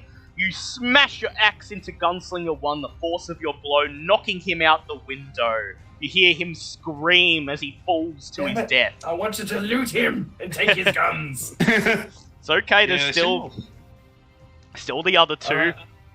And for my movement action, I want to Move up to 2 and flank him. Yep. So Right. Ava would have advantage on her attacks. Yep. Okay, it is now Ava's turn, and you are flanking Gunslinger 2 with Nathal, Wait. so you have advantage on your so attacks. advantage. Oh, that was a nat 20. Ooh! Go ahead, roll your damage and double it. Just your weapon damage, not your force, not your Zephyr Strike damage. Yeah. Attack damage. So that is 8. That is 8. Plus. Yeah, Yeah, times 8. 2, sorry. So 8, so 16. Okay, Yeah. now do your Zephyr Strike damage. I've got to do my d4 as well, Ah, yes, your D4, yep. which is 2. 2, now your Zephyr Strike damage. 8. And you leap forward, swinging your sword and stabbing Gunslinger 2 right in his lung. He coughs blood and splutters as he falls to the ground. Bummer.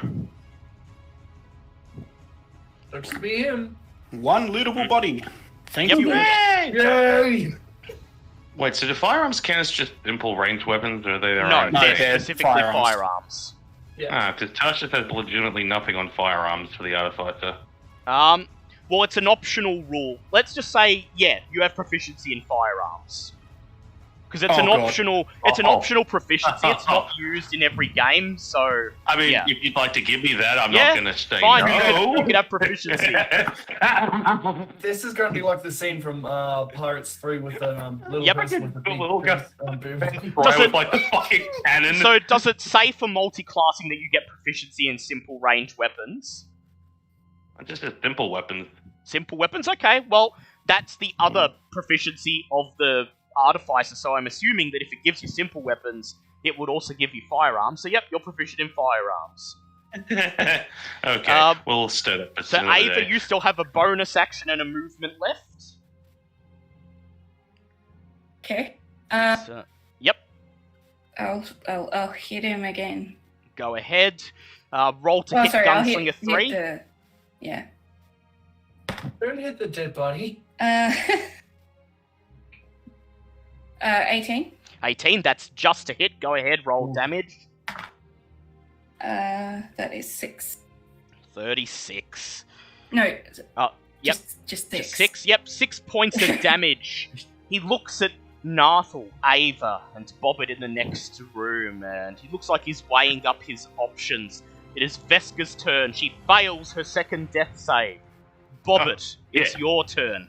Yeah, Bobbit's gonna go and run over and use the cure wounds on Veska, because, I don't really want Veska to die, or anyone for that matter. That's a good idea. You rush up. Friend of the day. You rush up to Veska, who lies unconscious on the ground, and you place a hand on her upper chest. Plus a 2d8 plus my wisdom spellcasting mod, correct? Yes. No, the Yeah, okay, Artificer's intelligence. Sorry, intelligence. Yeah. Oh well. So it's gonna be 8 points all up. Not 8 much, points but all at up. least you're not dying. Yep. She's back on her feet. You just imagine Bobbit running over, get their tools out to heal and just rub their hands together and goes, clear! She is back on her feet, and now it is Bulb's turn. Okay, Bulb isn't going to use another second level spell. He's over his faint panic attack of being snuck up on. Sneak attacks again. He's just going to walk up to here. Yep. And produce flame onto a dart and try to throw the dart at the gunslinger. Yep. Go ahead. Roll to hit. That's a miss, don't worry.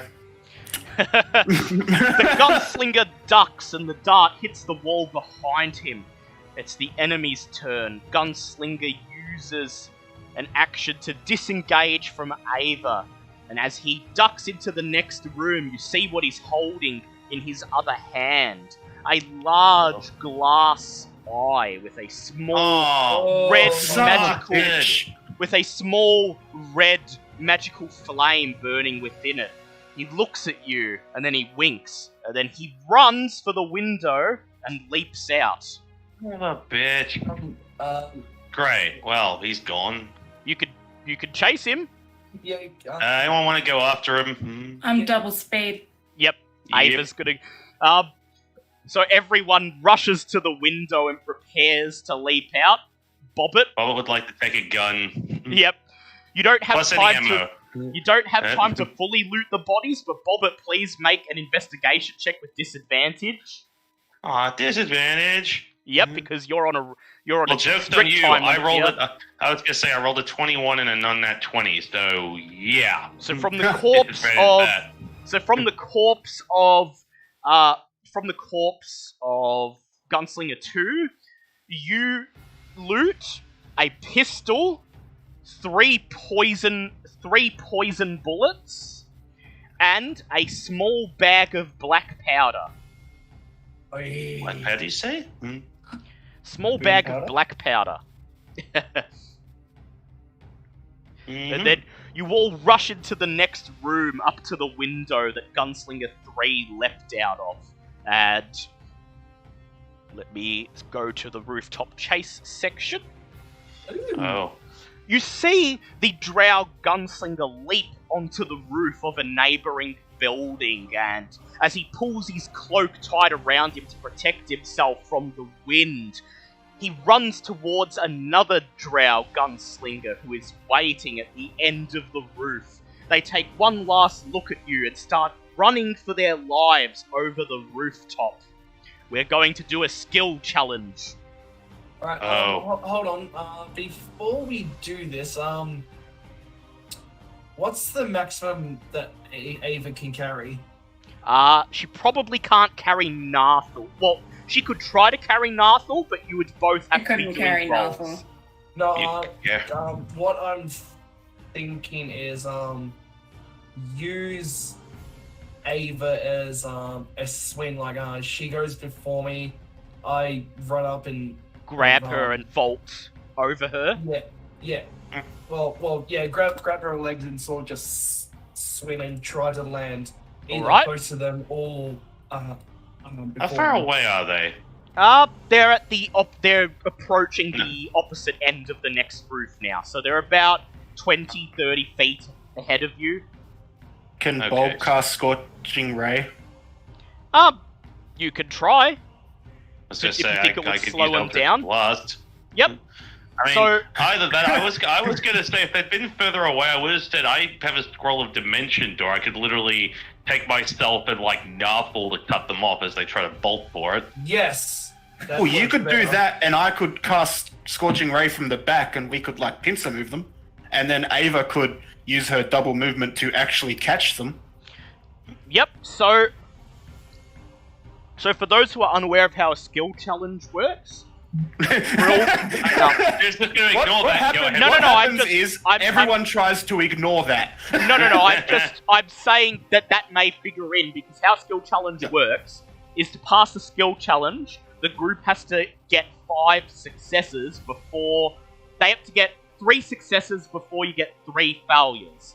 And what you choose to do determines the roll you make. So in your case, Bobbert, if you'd like to use Dimension Door, that would count as 1 automatic success. Hitting with an Eldritch Blast would be spend a roll. Eldritch Blast would be you roll to hit with your Eldritch Blast instead of doing a skill check. Same for Bulb's. Same for Bulb Conjuring Flame. The rest. So those wouldn't count as those two wouldn't count towards our skill check that we're trying to do, or they would. They would. Like, if you roll to hit with your Eldritch Blast and you hit, that will count as 1 success to the group's tally. I mean, if I'm using Dimension Door, Narthel could come in and try and hit them instead, because I'm bringing him with me. I'd be bringing him with me. Yeah, that you could do that. I'll be using my friend to summon the Dimension Door instead. Yeah. Alright. So that is 1 automatic success from Bobbert as Bobbert pulls out the scroll of Dimension Door, conjures the Dimension Door, which fills up the vicinity of the window, and then grabs Narthel by the hand. Just jumps on Narthel's back, points to Stafford, and goes, "Onward!" Okay, Narthel. As you emerge from the door right in front of the 2 drow gunslingers... I just want to point out, we're making sure that we teleport in, like, in front of where they're running. Yeah, where they're so going not, like, to behind be. them, we're in front. Yeah. So as you pop out of the door right in front of the drow gunslingers, who immediately begin swerving to the right to course correct, I would like Narthel to please make an axe attack. Also, Well, you're gonna try to hit them with your axe, or you're just gonna try to tackle them? No, I was asking if we have a map for visual map for. No. This is a skill challenge. There's no combat system. Okay, yeah. But there will be a map soon enough for the next combat bit. And grappling, since I don't have bar fight, the tavern feat would be So may as well go with your axe. Go with the strength. Yeah, we'll go with. I'll target the one with the eye The orb? and Yep. the orb. And, Alright. Yeah, number 3. Go ahead and roll to hit him. Oh, there is a god. That's a nat 20. You Oh my reach God. forwards. He's surprised. You see the look of surprise on his face as he sees you step out of the Dimension Door, and then you smash your axe into him, sending him sprawling onto the roof tiles. His friend quickly scoops the eye up off the ground, pulls him up to his feet, and they continue running, but they've lost significant ground. So that is And 2. I also get another attack because that was a nat 20. Yeah, but we're not actually Okay. in combat, so Yeah, This is no, a we're skill just using challenge. skill seekers. Yeah. So I can't change that to a cleave. well, no, because you're not dealing damage. You're just trying to catch up to them. So I'm doing the Okay. rolls to determine how far away they get and how far you're able to keep up with them. So you've so far prevented them from gaining any ground on you because you've just sent him sprawling across the ground. Peekaboo. Okay, Bulb. what are you going to do? Are you just going to leap onto the next roof, or are you going to try to produce flame at the two fleeing drow? What is Ava going to do? Yeah, what are you going to do, Ava? Eat stuff. Okay. Well, then don't want the rooftop to be set on fire, because that might make it difficult for us. Yeah. Well, I would imagine the roof would be tiles, wouldn't it? In a city? Yes, but you never know. Liam? Yes. Stop saying shit like that. In that case, I will throw an ice knife at them instead. Alright, so go ahead and roll to hit with your ice knife. That was a 17 plus 6, so that's 23. That's a hit, so that is a success for you. You conjure up an ice knife, throw it at the fleeing drow as he approaches the edge of the roof, and then as it hits him, nearly knocking him off the roof, you leap down and touch onto the roof tiles yourself, beginning to sprint to catch up to them. Ava, what are you doing? So wouldn't that count as 3 successes now? Oh, well, it's got to be 3 group successes. So this counts as 3 successes to this round, which so far is a group success unless someone critically fails. Group success. Gotcha. Gotcha. So, Ava, what would you like to do? Well, I'm chasing him, aren't I? So you'd just like to fly and chase him? Yep. Alright, so I would like you to please make an acrobatics check with advantage because you were flying. Yep.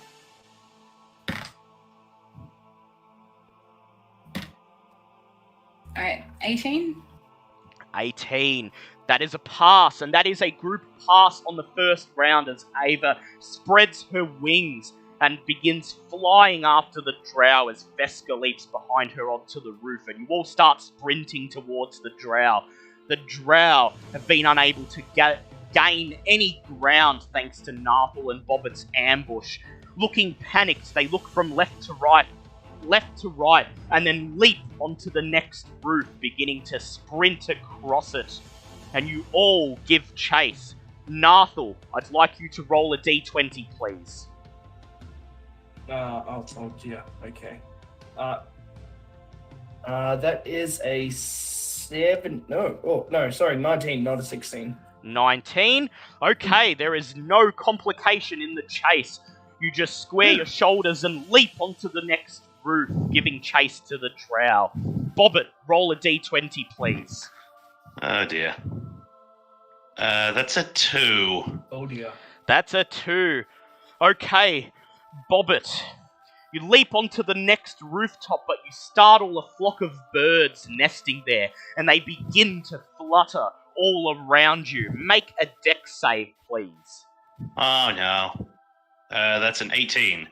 That's an 18. You duck and weave through the frenzied birds and come out to the other side of the flock, and your next roll in the skill challenge will not be affected. Bulb, roll a d20, please. Imagine Bobbit just ducking birds going, sorry, Bobbit, sorry. 7. 7. As you sprint across the rooftop and leap onto the next roof, a chimney blocks your path. Make a acrobatics check, please. Acrobatics is dexterity. Okay. Oh, that's okay. That's a 17. You course correct at the large moment, grabbing the top of the chimney and vaulting over it as you continue to sprint across the roof tiles. Ava, roll a d20, please. Oh, 12. 12. There is no complication as you continue simply flying over the rooftops, gaining on the drow. Okay, everyone, as you give chase, you may either make athletics checks, acrobatics checks, or if you are a spellcaster and would like to cast a spell, as was done in the last round, you may do that. Narthel, you may attempt to try to throw a javelin or something instead of doing an athletics or acrobatics check. what would you all like to do for the next round of the chase? Javelin is. How far away are they? About 20 feet now. Okay, I would like to use Druidcraft to cause a puff of wind to blow in the face of the guy that's holding their eye. So very well, Bulb. I will ask you to please make a nature check. Here's my nature. Nature is +4. That is an unnatural 20. A gust of wind adds to the autumn gale, blasting the drow holding the eye as he reaches the end of the roof. He leans over, nearly about to drop it, but rights himself at the last moment. That is one success for this round. Nathal, what would you like to do? I'm just weighing up my options. Javelin's +5 and my athletics is +7. Yeah, so you can either continue running for them or throw a javelin to try to slow them down. Yes, I think I might try to slow them down. I'll aim a javelin at the one who's currently got the eye. Alright, roll a to hit roll with your javelin. That is 17 +5. 17 plus 5. As you run, you reach for the javelin on your back and hurl it at the drow. It doesn't hit him, but he has to course correct at a critical moment, and this allows you to gain a couple of feet on him. That is a success for this round. Bobbit, what would you like to do? I can't really, apart from like throwing spells at these guys, I don't really have a whole lot on me that I can use to try and slow them down, so might as well Eldritch Blast the guy with the orb, see if getting hit doesn't slow him down a little bit. Alright, go ahead and roll to hit with your Eldritch Blast. Hey, does an 18 hit him? It sure does. As he Excellent. prepares to leap onto the next rooftop, you hit him with your Eldritch Blast. He falls over the edge and reaches out at the last moment to grab the edge of the next roof. The eye falls out of his hand, and the other drow catches it as he leaps over the gap. He stops to help his friend up, allowing you to gain on them some more, reaching the edge of this roof. Ava, you're just going to keep flying? If so, Yeah. I would like you to make an acrobatics check with advantage, please. That is 18. 18. That is the second of 3 group passes as Ava simply flies over the gap onto the next roof and continues pursuing them. You all come to the edge, you steel yourselves and leap onto the next roof, continuing the chase. Nathal, roll a d20, please. That is a 16. A 16, there is no complication.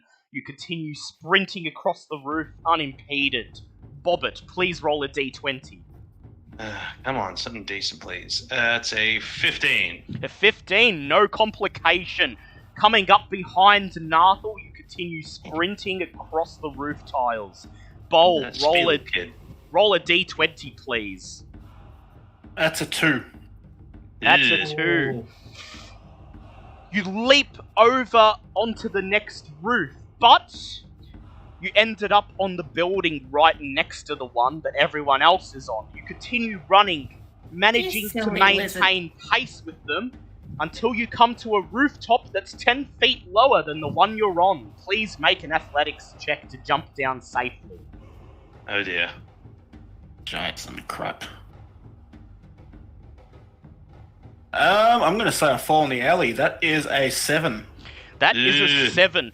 You leap down, and as you hit the roof underneath you, you fall down, sprawling on the roof tiles, taking 1 point of bashing damage, and the next roll you make as part of the skill challenge will be with a disadvantage.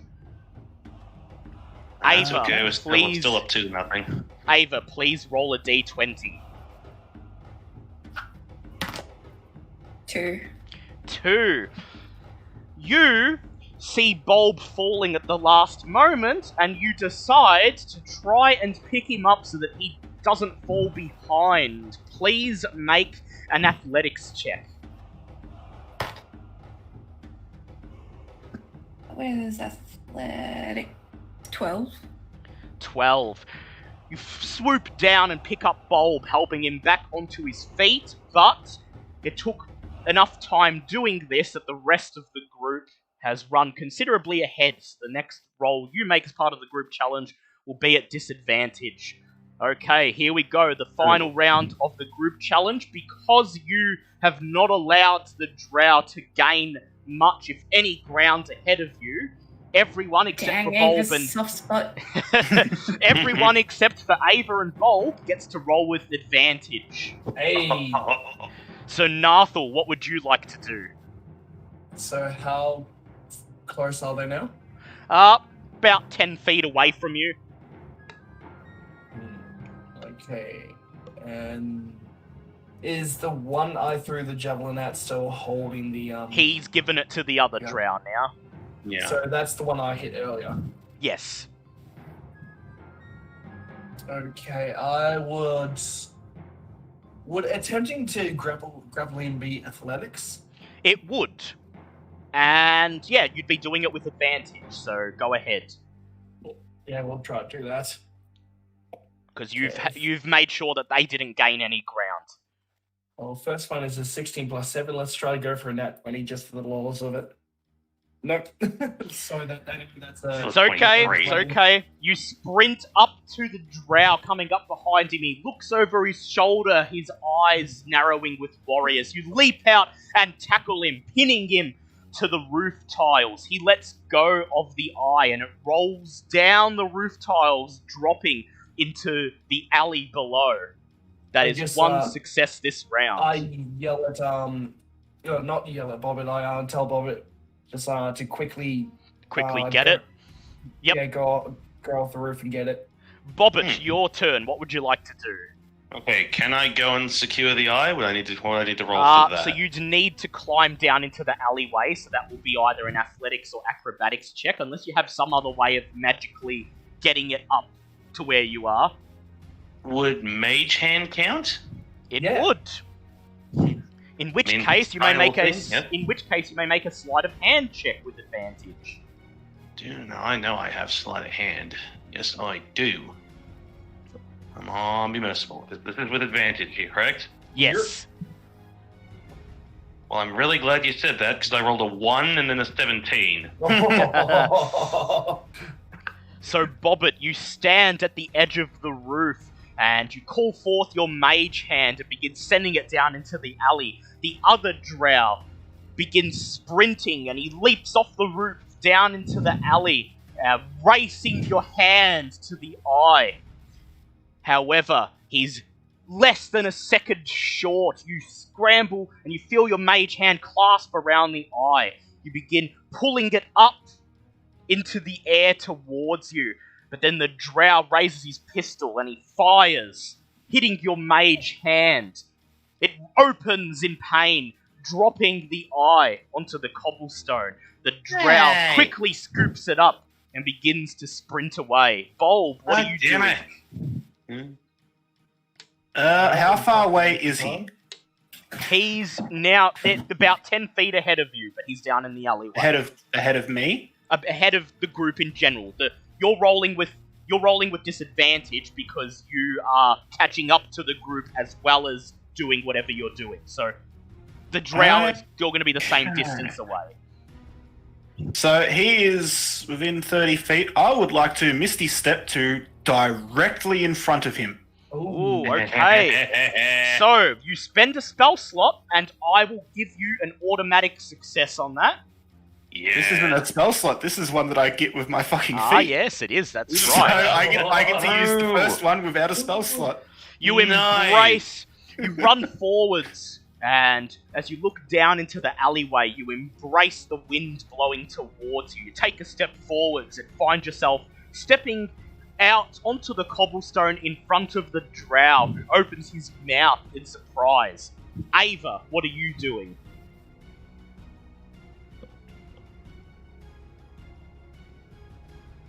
I assume she's just gonna... Oh, there we go. Sorry, Yep. I had to That's okay, Ava. leave the computer for a sec. That's okay. What are you doing, What Ava? happened?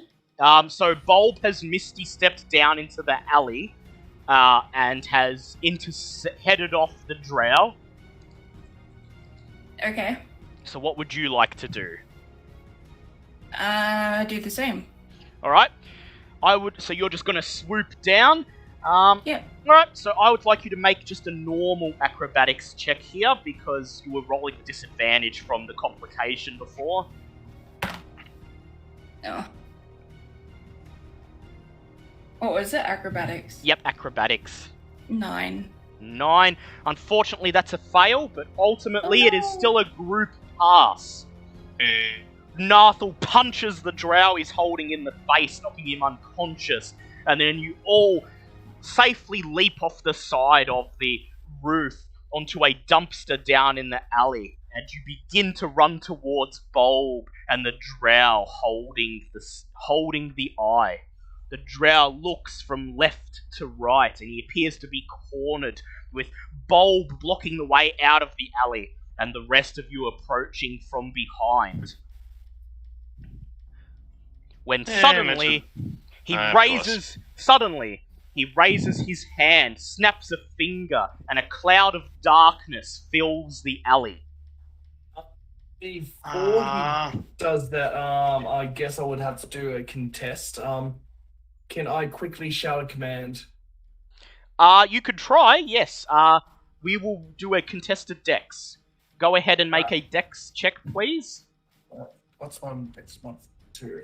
Yeah. That is a 18.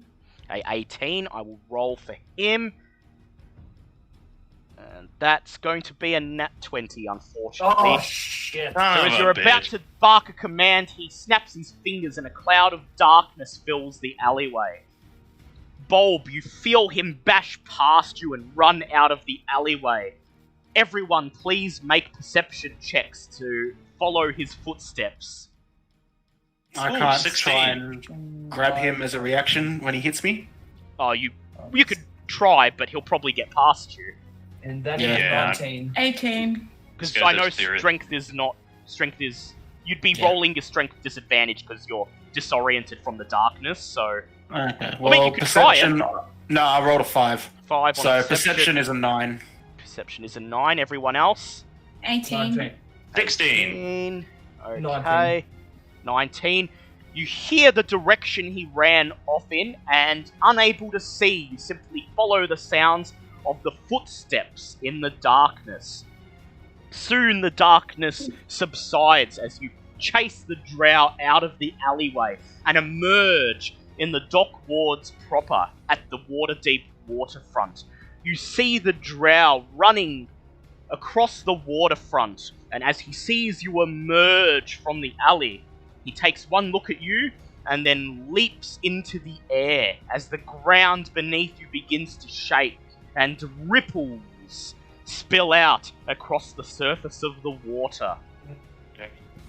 As the drow sails through the air, a mechanical dragon turtle begins to appear from beneath the surface of the water, its giant mechanical face staring down the denizens of the dock ward, who immediately begin to scream and scatter in all directions. Bobbit, make an intelligence check, please. I was going to say, there are so many Japanese monster movies to reference right now. Alright, intelligence, you said? Yep. 18. You recognize it immediately, Bobbit. There was an exhibit of this in the Temple of Gond that you saw the first time you were there. This is Big Belchy, the famous mechanical dragon turtle, who sunk in Deepwater Harbour almost a century ago. However, it appears that somehow these drow, or at least whoever they're working for, have managed to restore it to working order, and are now using it as a mobile base of operations. As the drow lands on Big Belchy's neck and climbs up onto the top of his head, the dragon turtle turns around and two propellers on the back of its torso begin to spin, powering it through the water into the harbour. You all look around for a way to chase it, and then you see it. A small rowboat moored at the end of the jetty. God damn it, why did I summon Sned? Everybody, please make dexterity checks. What, seriously chasing this thing in a rowboat? It looks 16. like it's Well, the you can only get- option, unless you you'd can like get- to... Sorry, go on. I don't really have much. No, I don't think we have much of an option at this point. Well, you could get me behind the walls because I'm strong boy.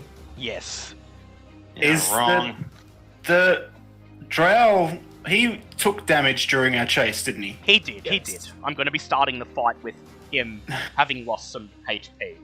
Is he within 120 feet? Yeah, he's within 120 feet. The mechanical dragon turtle boat does not move that fast. Instead of running towards the rowboat, can I just cast Scorching Ray at him again? Yes, you can. I would like to try and hit him with a Scorching Ray. Go ahead, roll to hit him.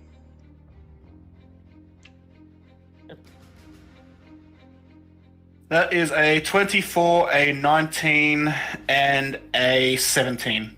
Okay, so the first two hit, as everyone else runs for the rowboat, pushing their way through the screaming, scattering crowds. You hold out your hands and send out 3 scorching rays. The first one slides harmlessly into the side of Big Belchy, but the other 2 hit the drow as he scrambles up onto the dragon turtle's head.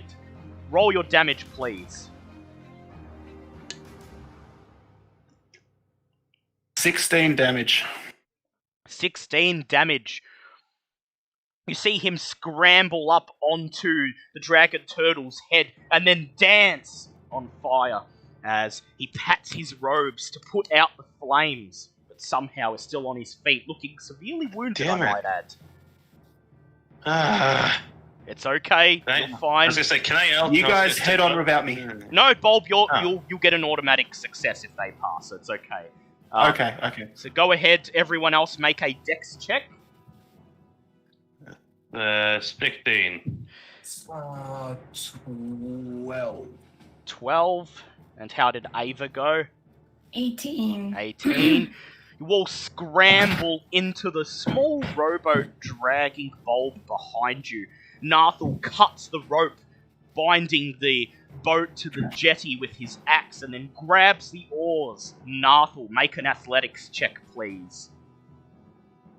That is a 18. Wait, no, sorry.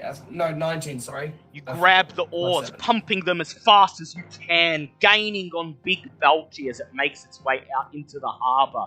And somehow, miraculously, you soon find yourselves closing in on the large boat. Get ready for combat. Roll initiative, everyone, please. 13 for Bulb. 13 we're for gonna Bob. 14.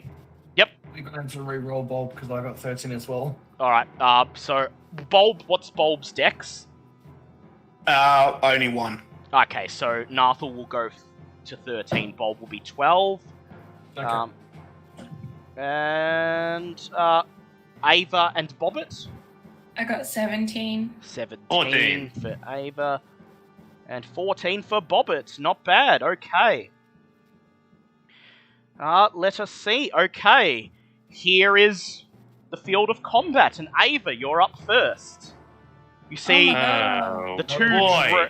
You see that the dragon turtle boat is not only has the 2 drow aboard, but is manned by 5 Zhentarim thugs.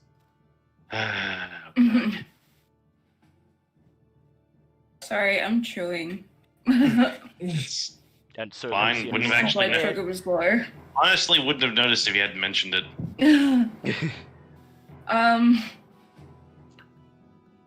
Sorry. Have the noms. Okay. So we want to go to the above deck, yeah? Yep. Well, you there is, for the purposes of this, there is no below deck. It's literally what you see on the map. Fighting on Your top of rowboat the and their thing. boat. Yeah. Oh, Just imagine that this Sorry, is the I closest. thought it was like a 2-layer. Yeah, no. This is the closest I could find, and just imagine where Gunslinger 2 is the head of the turtle dragon, and the rest of it is its body. Alright, I'm gonna go after Gunslinger 2. Yep, so you're just gonna fly over. Alright, you're gonna land there.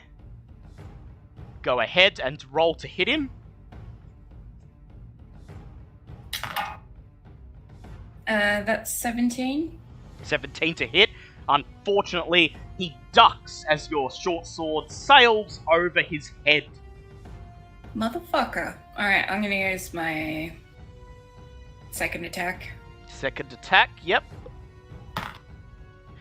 Go ahead. That is 17 plus 6. That's a hit. Roll for damage. Where is my d6? There you are. 8. 8. You strike at him with your sword. He leans against the side of the dragon turtle's head, trying to remain on his feet. And my d4, And your d4. which was a 4.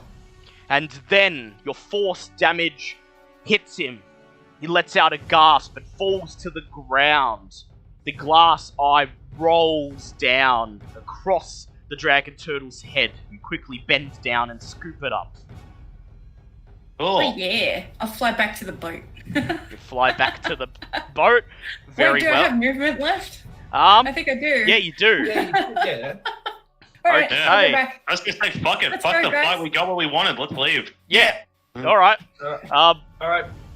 Before we do that, I just want to make sure they don't follow us. If That's a is good idea alright too. with Yep. everyone else. Yep. Yeah. I would like to use my chance divinity of conquering presence. Make them. Yep. Make them have fear. Okay. So, I will roll the saves for them. That's a fail. It's a fail. It's a fail.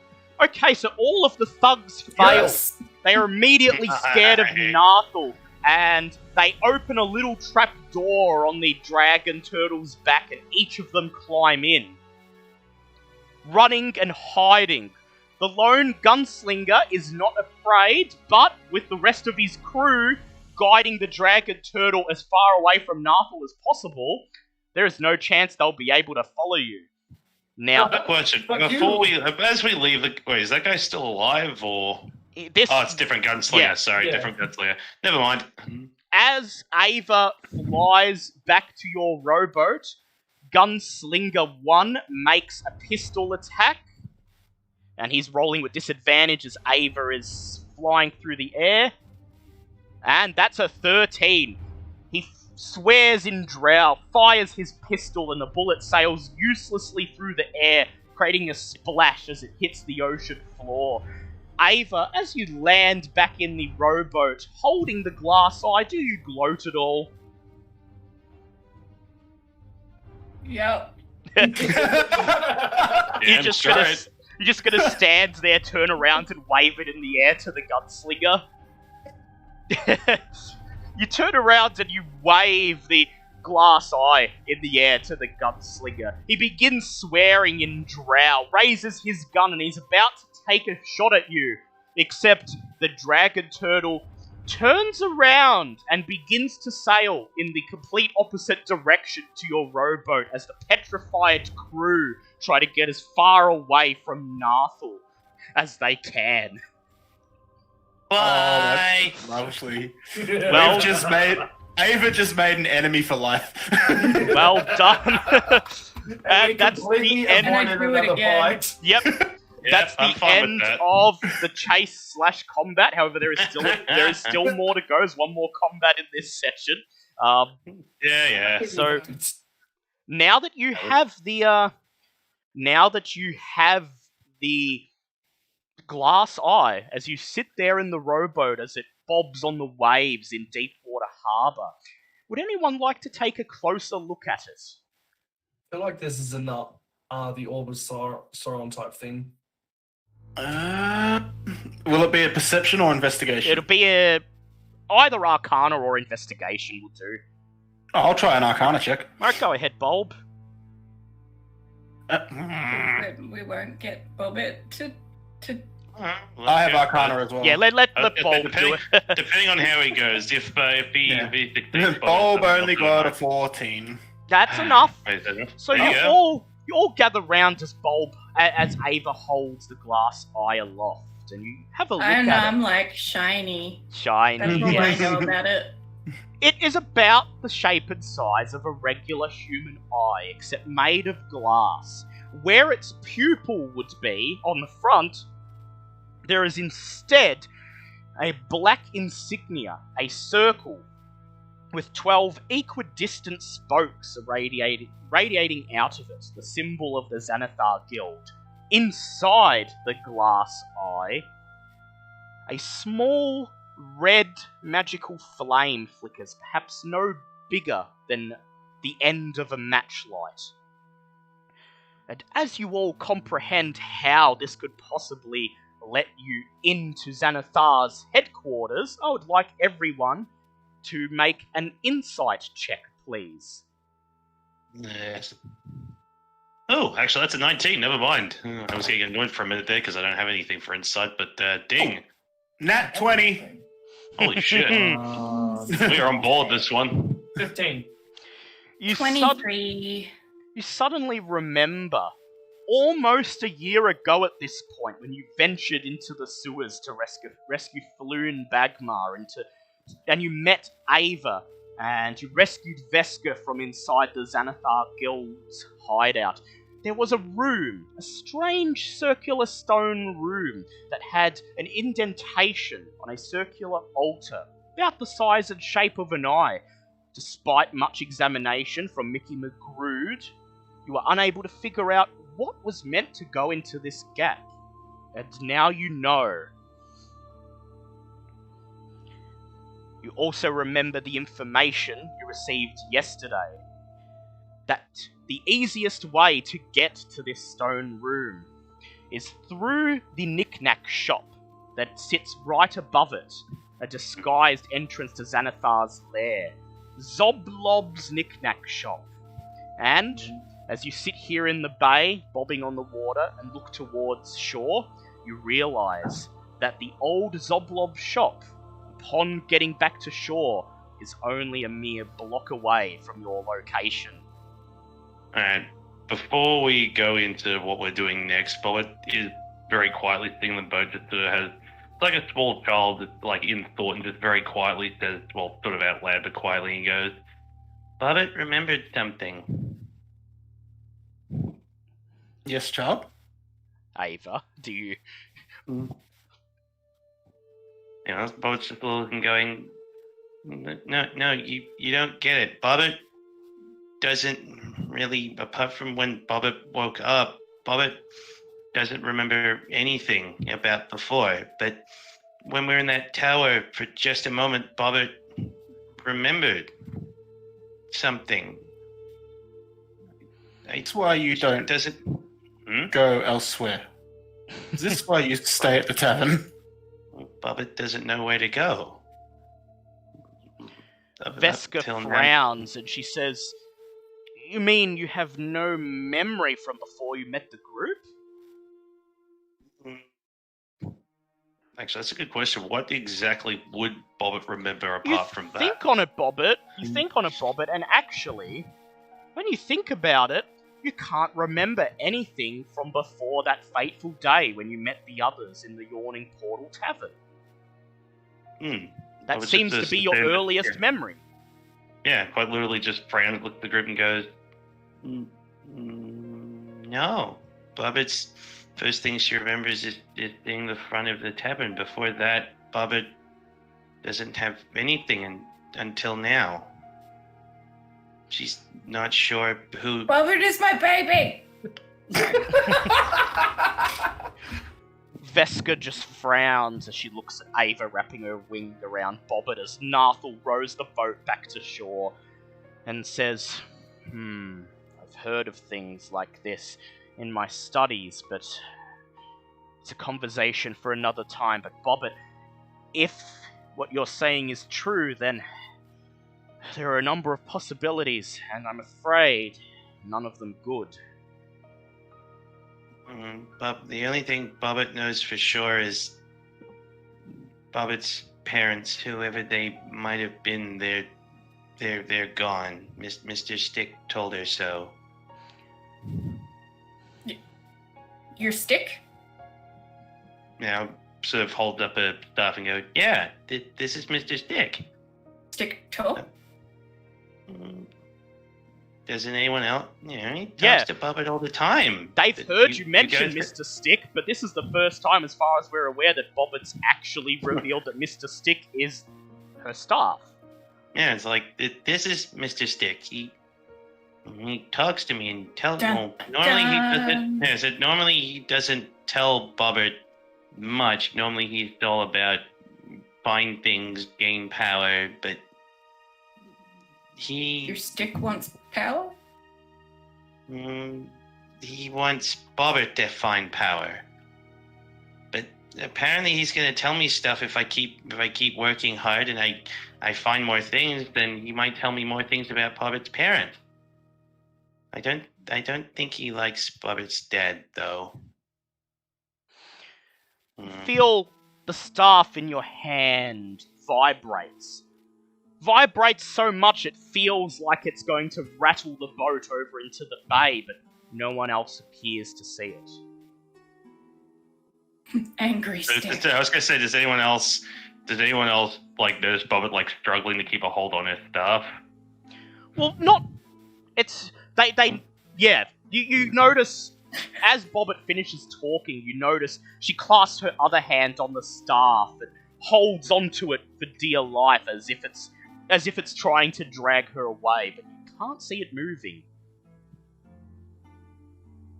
Chop, may I try and talk to Mr. Stick? Bobbit seems very reluctant and it's like, Bobbit's never let anyone else hold Mr. Stick. Well, Bobbit looks down to the stuff and goes, is it okay if Bobbit lets her friend look at you for a moment? You hear Mr. Stick's voice. I will suffer the fools for a moment.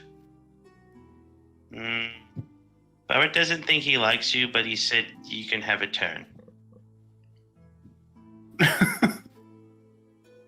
Bulb holds out his hand then. And Bobbit very carefully passes it over. What do you ask Mr. Stick, Bulb? As Nathal rows the boat, and Ava and Veska look on, vaguely curious. Well, I guess Of course. initially, I guess Bulb doesn't believe that Mr. Stick can talk, because obviously Yeah, haven't no heard one's him ever yet. heard it. So he goes, hello there. Do you actually speak? Hey. At this, the staff begins to vibrate in your hands, and the end of it begins to glow purple. If I get zapped from another piece of Bobbit's equipment, I swear to God. I would Does like Bobbit notice Bulb happening? to make a I was- dex save, please. Oh, I was gonna son say, of a bitch. Bobbit's sort of like try and reach in to like grab the stuff back. I should Do really it with- hear. Do it with advantage, please, then, because you're trying to wrench it away Ah. from Bulb, but it seems to not want to give, while Bulb's trying to let go of it, but can't seem to withdraw his hands. So Oh, am I Is it making... sleight of hand, Yeah, or is it so- just, yeah. So Bulb is So- making a dex save with advantage because Bobbit's Okay. trying to pull the staff away. Oh! Fucking hell, that's another nat 20. That was a 19 and God. a 20. Yeah, really probably help.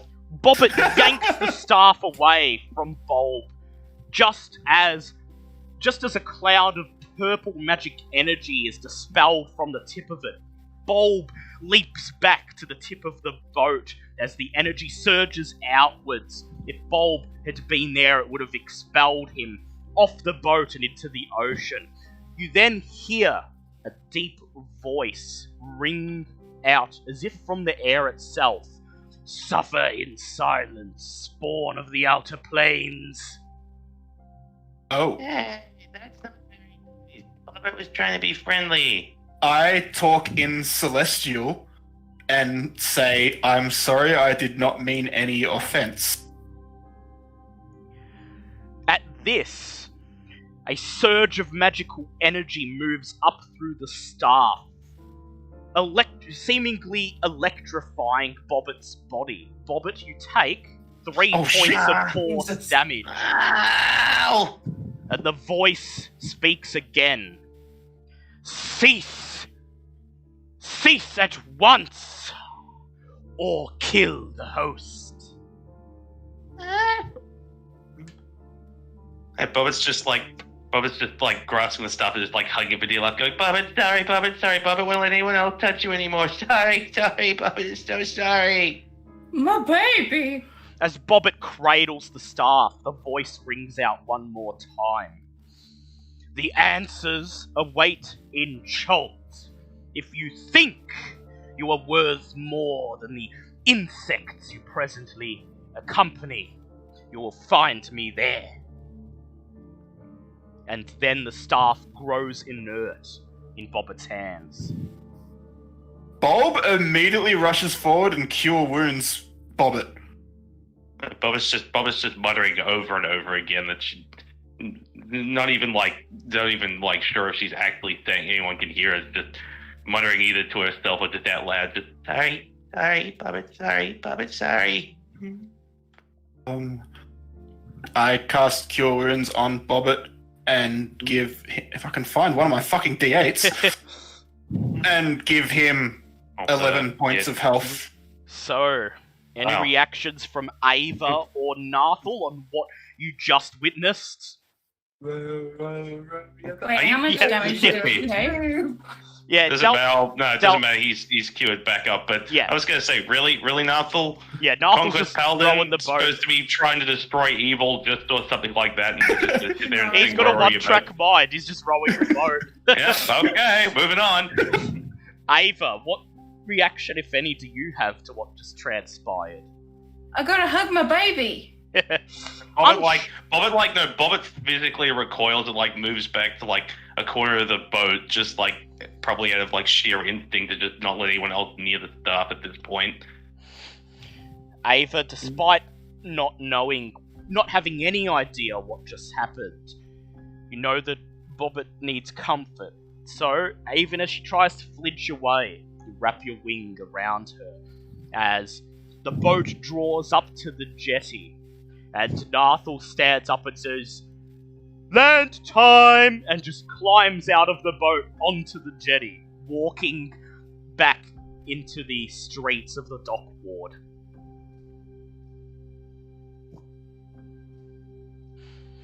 You spend a few more moments in silence contemplating what just happened. And then... Can I do an insight check? See if I realise that maybe Mr. Stick didn't realise I was an Asma? You may go ahead and do an insight check. That was a 14. It seemed actually perfectly clear to you that Mr. Stick knew you were an Azima, and that's what he was referring to when he called you a spawn of the Outer Planes. Yeah, but he also said that he would suffer us asking a question, and then immediately got annoyed just because I asked if he actually talks. You get the opinion that his intention all along was essentially just to get you to talk to him so that he could insult you or threaten you. Yeah. Okay. So not a fan. Yeah. Mr. Stick's a dick.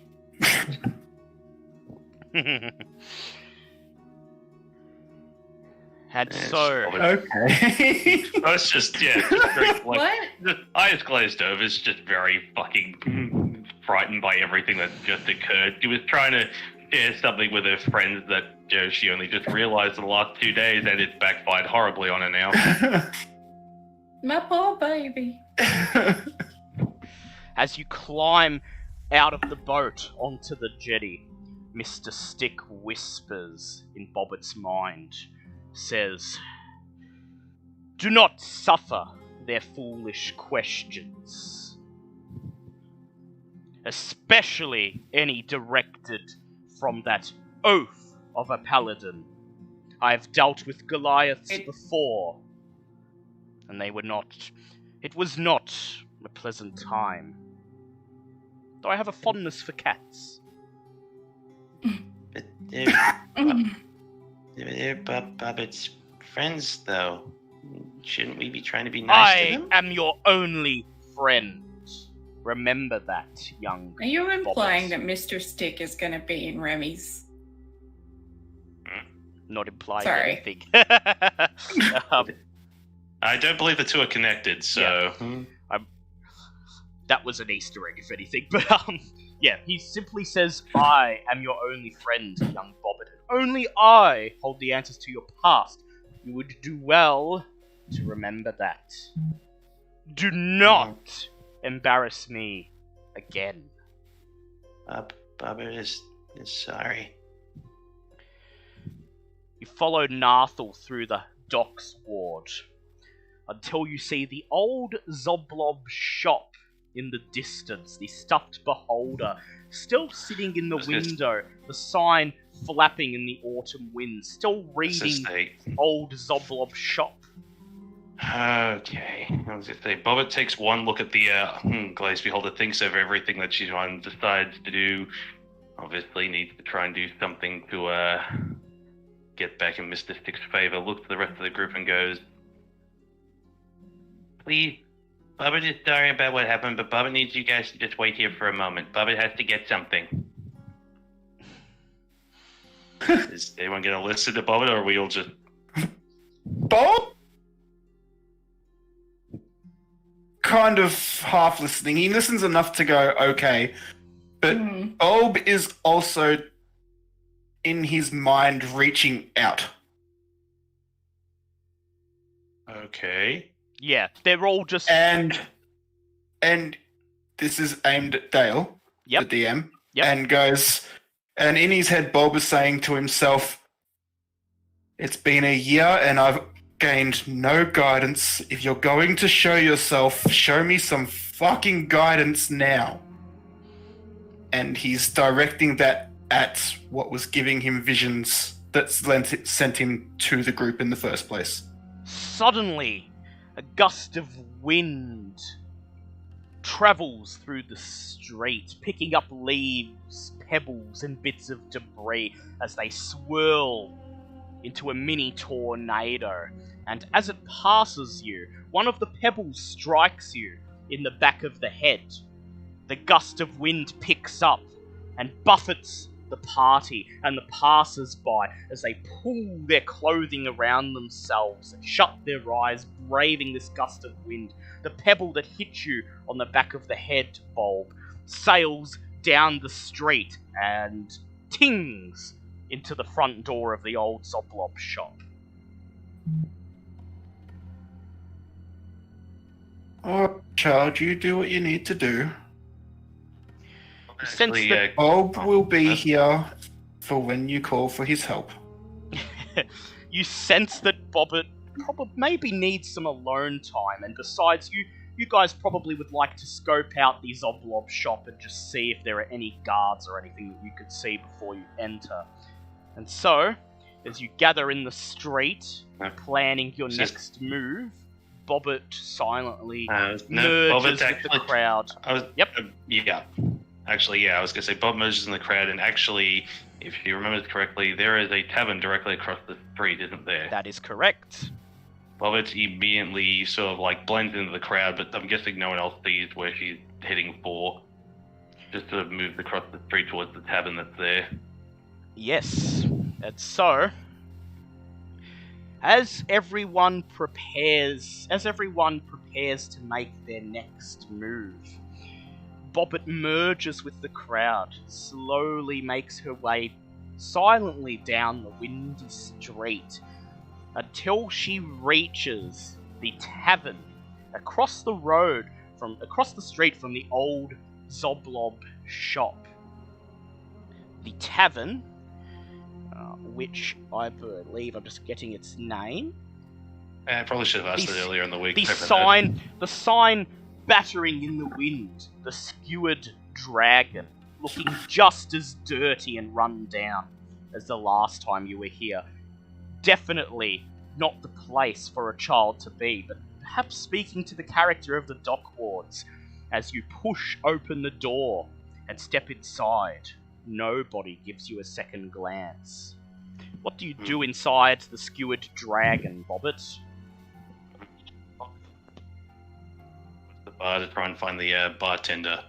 You look around the bar. You try to focus over the din of rowdy sailors drinking and singing sea shanties, the clatter of glass tankards, and the shouts of a tavern brawl in the corner. And then you see the bartender looking bored, wiping a steel mug with a cloth as he surveys the carnage in the tavern in front of him. As you approach, he simply looks at you and nods. Mark just looking good. Hello, Mr. Bartender. Bobbin would like to buy a very small barrel of your cheapest, most flammable liquor. It's for her. It's her. I was gonna say before he goes to. I'm guessing he's gonna be very curious as to why 10-year-old does this. Because, Bobbin is buying it on behalf of her knights. They're Narthel Hammerfall. He's just outside if you'd like to check. He raises his eyebrow, says, "Narthel Hammerfall? Ain't he that pompous bastard in the watch?" Please tell me I don't overhear. No, You guys are all outside scoping out the shop. Okay. He's the really big one that gets angry if things don't go his way. He says, "Ah, yes. Regular in the drunk tank, I hear. And let me ask you this. The city guard is not going to be knocking down my door for selling a barrel of grog to a child?" And Narthel told Bobbin it would be okay if I brought his name up. Make a persuasion check, please. That's going to be a 22. The barkeep shrugs, and he says, "As if they'd believe a word that oaf has to say anyway." He grabs a rather smallish sized barrel of grog, sets it down on the bar, and he says, "That'll be 10 gold, thank you, little one." Bobbin hands it over, thanks him for his time, and immediately walks back out. Bobbit grabs the barrel of grog and, straining under its weight, exits back out onto the street. Everyone else, you've been scoping out the old Zoblob shop. I'd like everyone to make perception checks, please. Snap the game. I didn't get a word out of that. My first nat 1. Nat 1, yep. Well, it's alright, there's still Bulb and Ava at Vesper. 12. How did Bulb go? What am I rolling? Sorry, I had to. Perception. Perception. Perception. That's only a 12, unfortunately. So while Bobbit was off, as what you presume to be some alone time to try and recover from what just happened out in the harbour, you're scoping out the old Zoblob shop, and it looks as if it hasn't even been visited since the last time you were here. The same stuffed beholder is still in the window, its eye stalk staring blankly out onto the street. The dust on the sign and the door has not been cleaned away. You don't see anyone enter or exit, but you do see within, through the shop window, old Zoblob, the dark-skinned deep gnome behind the counter, and standing with him, a group of Kenku, at least 5 or 6, each of them lined up in front of the counter, arms folded, just seemingly relaxing there as if they're waiting for someone to come into the store.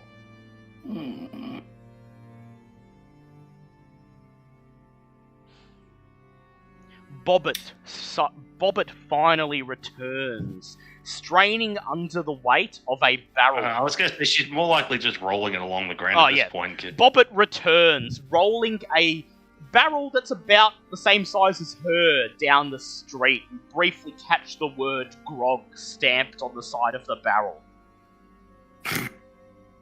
That's how you know it's cheap. Yeah. That's got 4 X's on it. That's it. You know it's. Any reactions? I was gonna say, yeah. Does anyone else react to the small child rolling a barrel full of alcohol? I mean, I don't think it's weird for. Obviously, you're not gonna notice. Yeah. Not know anything, But does anyone else? Vesca raises an eyebrow and says, "Well, I mean, I know people turn to drink when their mind breaks in half, but aren't you a bit young for that, little Bobbit?" Bobbit just stares very blankly and goes, Works in the tavern. Bobbit just stares very blankly at Vesca and goes, "This isn't for Bobbit." How crowded is the city street? Like, Bobbit has a quick look That's to just about see. It's reasonably crowded. It's now about nearly 3 in the afternoon, and people are about to start making their way home from work, and it is Like, the there- Docks is there- Ward, so I was gonna it's say, are there any reasonably people busy. Are there any people directly like in front of the shop? No. Like, There are are they giving people. a wide berth? The people appear to be giving the shop a wide berth, and anyone who's going to that portion of the street is making for the bar. Hmm. It's knowing now that this shop is a front for the Xanathar Guild, you perhaps begin to wonder if this is not indeed an open secret, and that's why people are giving the shop a wide berth. Well, in that case, as long as there's nothing around, Bobbit looks around, so nods to herself, rolls the barrel over to where... Is there a cork in the side of the barrel from like where you'd normally There open sure is. it? And Bobbit uncorks the barrel, reaches up onto pretty much something in her pocket, plucks something, hands a small object inside the barrel, recorks it, takes out her stuff, looks at everyone going, "You would want to step back for this." I would like Nathal, Bulb, and Ava to please make perception checks. That is a 19. Where's my perception? 18 plus 4, 22. Bulb's gonna get blown up because he got a 6. Oh Well, no. You still know to step back, but Ava and Nathal, you see that what Bobbit was in fact doing was uncorking the barrel of grog and dropping a bead of fireballs inside. Feel my holy symbol start shaking just inside my hair going... You just clutch it. Ava, do you have anything to say about what you've just witnessed?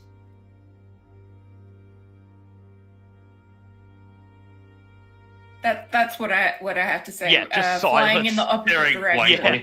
Yeah. Everyone begins to back away, and Vesca just looks over and says, I'll tell Bulb to move. yeah, you just grab So he Bobbit can see and it. push him away. And I'll as just she tap him on the shoulder. Let's go. As she steps back, Vesca says, Bobbit, did you just put a fireball bead No in? time. Yeah, Bobbit just looks directly at her and goes, "No time. Put Just your now." Goblet of fire. Bobbit takes her staff out, sort of like quickly takes a quick look towards the store to make sure she sees where she's aiming. So like, as someone's like going to paint like a masterpiece, it's just sort of like gets the fingers, look, nod, takes the staff, looks down at it and goes, "Bobbit hopes this might please you somewhat." Turns the head, takes the sort of stands side on, sort of swings back like she's handling a golf club instead of a staff, and all of a sudden yells out at the top of her lungs, "Mr. Knobbly Gnome, good news! Bobbit's not asking about the stuff beholder anymore." And as she swings the staff, she casts catapult at the barrel directly towards the store window. The barrel lifts up into the air, Holy shit. and then suddenly, with blinding speed, is thrust through the shop window, shattering the glass and scattering it onto the cobblestone I was street. gonna say anyone inside the bar might want to make a quick dexterity check Yeah. to make sure they get hit with this thing. The barrel flies into the store, and then you have just enough time to see the gnome inside open his mouth and start to say, "For the last time, It's not on bloody sale! Before the street is rocked by a terrible explosion. And off in the distance. If you that- can hear- If that plush makes it, Bobbit should get it. Yeah. I would- don't believe that was up for debate. I would like everyone to roll for initiative, please. And somewhere off in the distance, you can hear a very old gnome going. Yeah, he's just like, working somewhere in the sea, just stopped and goes, there has been an awakening in the fort. Yeah, there's been, yes. A million miles away, Bartleby just looks up from whatever he's doing and smiles and says, someone's discovered the power of explosions. And just to increase how much Bobbit is, how serious Bobbit is, that is a nat 20 for initiative. Ooh. Oh! Yeah, I was gonna say, as the fireball rings out, Bobbit is staring there with a small shade of red in her eyes, looking, going, Bobbit knows. That's why she's not asking anymore. Okay, My God! Sure. Go ahead Bobbit and- is having a bad day. so initiative for everyone, please. Bobbit, what's your number on your initiative on your sheet? Chidex. +2, so 22. Oh, sorry, 23, actually. Alright, so we're both at 23. Alright, Wait, so... are you on that 20 as well? Yep, I so did. I will ask you God both damn. to roll again to see who gets to go first.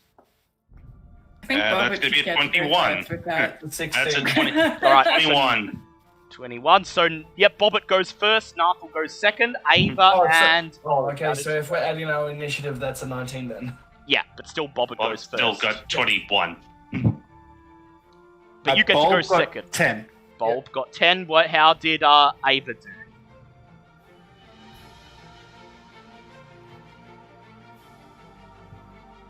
Can you hear me? Yeah. Oh, sorry, Yeah, I didn't yeah. hear your number. Didn't hear the number. 12. 12. Ah, 12. Okay, thank you, Kitty. Alrighty.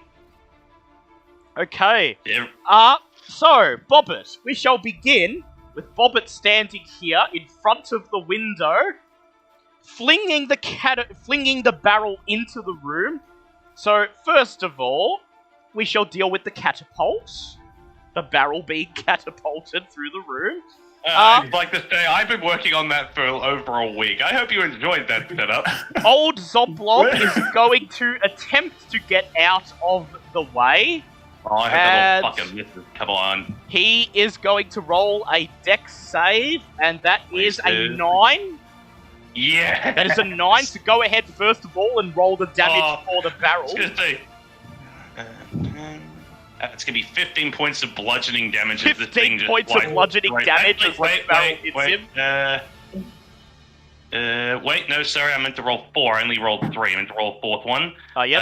You can add an extra 3 onto that. That's 18 points of bludgeoning damage, sorry. Wow, 18 points of bludgeoning damage, and Flies then, through it, just belted like a goddamn missile. It's like, what the? as the barrel hits him and knocks him down off his feet behind the bar, the street is rocked by a terrible explosion. This will be a second level fireball. Wait. Go No. ahead. I was going to say, take fireballs start at 3rd level. Oh yeah, well I mean, but this will be a 4th level fireball because of the Oh, alcohol yeah, in the yeah. in the barrel. And now you know what the grog barrel was for. So go Near ahead. the Molotov. So go ahead and roll the damage on that, please. So, how much is a 4th level fireball set for? Let me so- just make. let me- Obviously, I don't have that spell just lined up. So that is going to be 9d6. Holy shit. Well then, let us begin. Did I miss anything? Sorry. Yeah, 96 We're just working out the fireball damage. Oh! Oh! Yeah. Okay then. Oh! That's going to be 42 points of fire damage, please. Very well. Let us see. So Zoblob rolls 17 on his deck, so he's going to take half of that. And then, as a reaction, he's going to cast a 5th level absorb element and absorb the rest of the damage. Oh, But So he doesn't take any extra he doesn't damage. take any extra damage, but as the explosion rings out through the street and the passers-by immediately start screaming and scattering in all directions as the most of the front facade of the store immediately crumbles into debris and dust. All of the Kenku who are present are blown to pieces. Oh my god. Oh, Get the Molotov. Yeah, you've ever heard of... So you thought fireballs were fun. This is just Bobbit Uber Molotov. Have fun with this. And now, Bobbit, it is your turn. So can Bobbit stay in the store? Can Bobbit stay Zoblob still kicking? Yep, you can see that he's just he's just cowering behind the bar, unharmed by the fireball, but still still terrified from what just happened. Wonderful.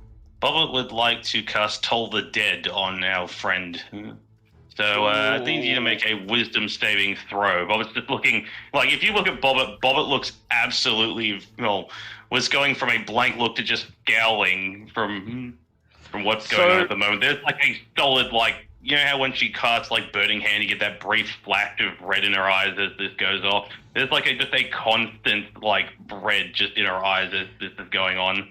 So he rolled a 9 on that. That's a fail. So go ahead. That's going to be, because he's taken damage already, that's going to be a D12. Yep. Don't believe it goes. No, it doesn't go any better until I get 5th level. It's a shame. But that's also going to be 10 points of necrotic damage. Ooh, yep, so 28 points of damage he's taken altogether, and he hasn't even had a turn. Dear God. He's just, you see him peering over the counter, just looking at Bobbit, his eyes wide with just terror. And it is Good now answer. Nathal's turn. Oh yeah, I was going to say, just turn to the rest of the group out of character and go, okay, everyone else's turn now. okay.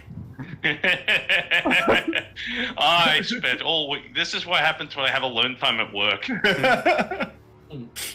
You hinted at this on Wednesday, and I had no idea it was going to be You this had good. no fucking clue. I damn sure made sure you didn't know what was coming.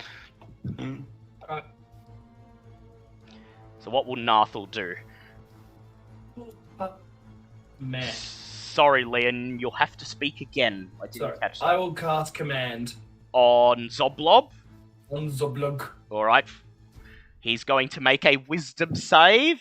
And... Is 15? Yep, 15. And that is Yeah, a 15. 17, unfortunately. Oh, shit. I was going to say, you make it sound like you want him to surrender. Bobbit has no intentions on Oh, letting no. him I Good. was gonna let Bobbit have fun. Yeah, but unfortunately the command did not work. Would you like to use a bonus action to cast Shield of Faith on yourself? Actually, no, can't use an inspiration point to... No, that's fine. No, can't. Fuck. No, you can't re-roll that one. Yeah. Can't make them re-roll. Yeah, I get it. Yeah, I'll use my last spell slot to shoot. Yep. Well, this is the last fight. You'll get a long rest after this, so... Yep, Shield of Faith, AC up to 23. Would you like to move into, well, what's left of the front of the shop?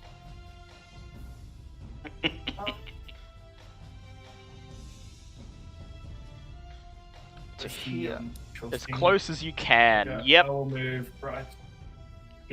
Right up to him, bearing your axe. Yep. He looks up at you, and he should be scared, but he just can't move his gaze from Bobbit. He's just still just staring at Bobbit. Okay, This fucking gnome. it is now Ava's turn. I will use. I'll cast the Zephyr Strike Yep. and fly off to that Kenku at the back. Yep. Kenku Claw 3. You fly past Zoblob, he barely looks at you, he's so transfixed on Bobbit, and you land near Kenku Claw 3. Well, I smack him. You go ahead and smack him. Go ahead, roll. That is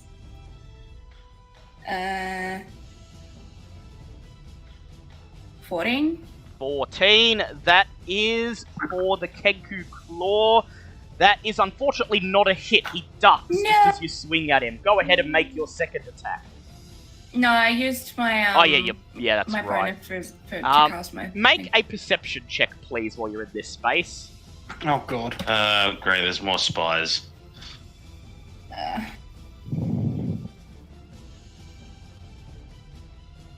12. You do not see anyone hiding. Oh god damn it. Okay, it is the Oh, dear. enemy's turn. Why do you hate me? The first thing Zoblob does is use his bonus action to... Actually, Nathal's not engaged to him yet, so he just runs into the back room, hides behind the two Kenku claws, then he drinks a potion as his bonus action, recovering 11 HP, so he's taken altogether 17 now, and then he smiles and he says, "Thinking like a gnome you are. Let me show you how to do it properly." And then he sends a fireball out at Bobbit, Veska, and Bulb. Oh, you Oh, you do not live past this day, good sir. That is a 20-foot radius. I would like Bobbit and Bulb to please make dex saves. Alright. Does Blinky have to make one as well? Yes, he does, so please make one for him. So that's a 21 for Bobbit and a... crap, what's Blinky's dex at? A 16 for Blinky. 16 for Blinky, and how did Bulb go? I got a 7. 7. Oh, shit. Dex, I am not good. Dexterous. So, am Bobbit not and good. Blinky take 12 points of fire damage. Bulb takes 24. Okay, Blinky so, fades away. Blinky fades away, and if Bobbit wasn't already Yeah, she would be... unhappy, she is going to murder this gnome. The flame blasts Blinky, sending him flying across the street. He lands in a pile of leaves and fades away. Bobbit just No. watches this, and if her eyes are now just straight blood red. Then, Kenku Claw number... Bulb goes down. Oh, Bulb goes down. Make a death I've gotta save. make a Oh death please. save. no! Oh no! Oh, Oh, so close to a nat 20. That's a 19. well, it's still a pass. Kenku Claw 3 makes 3 attacks against Ava, only one of which hits. Ava, you take 6 points of bludgeoning damage, and the Kenku Claw is going to use Stunning Strike on you. Please make a Constitution save. Oh, great, we're back to the monks again.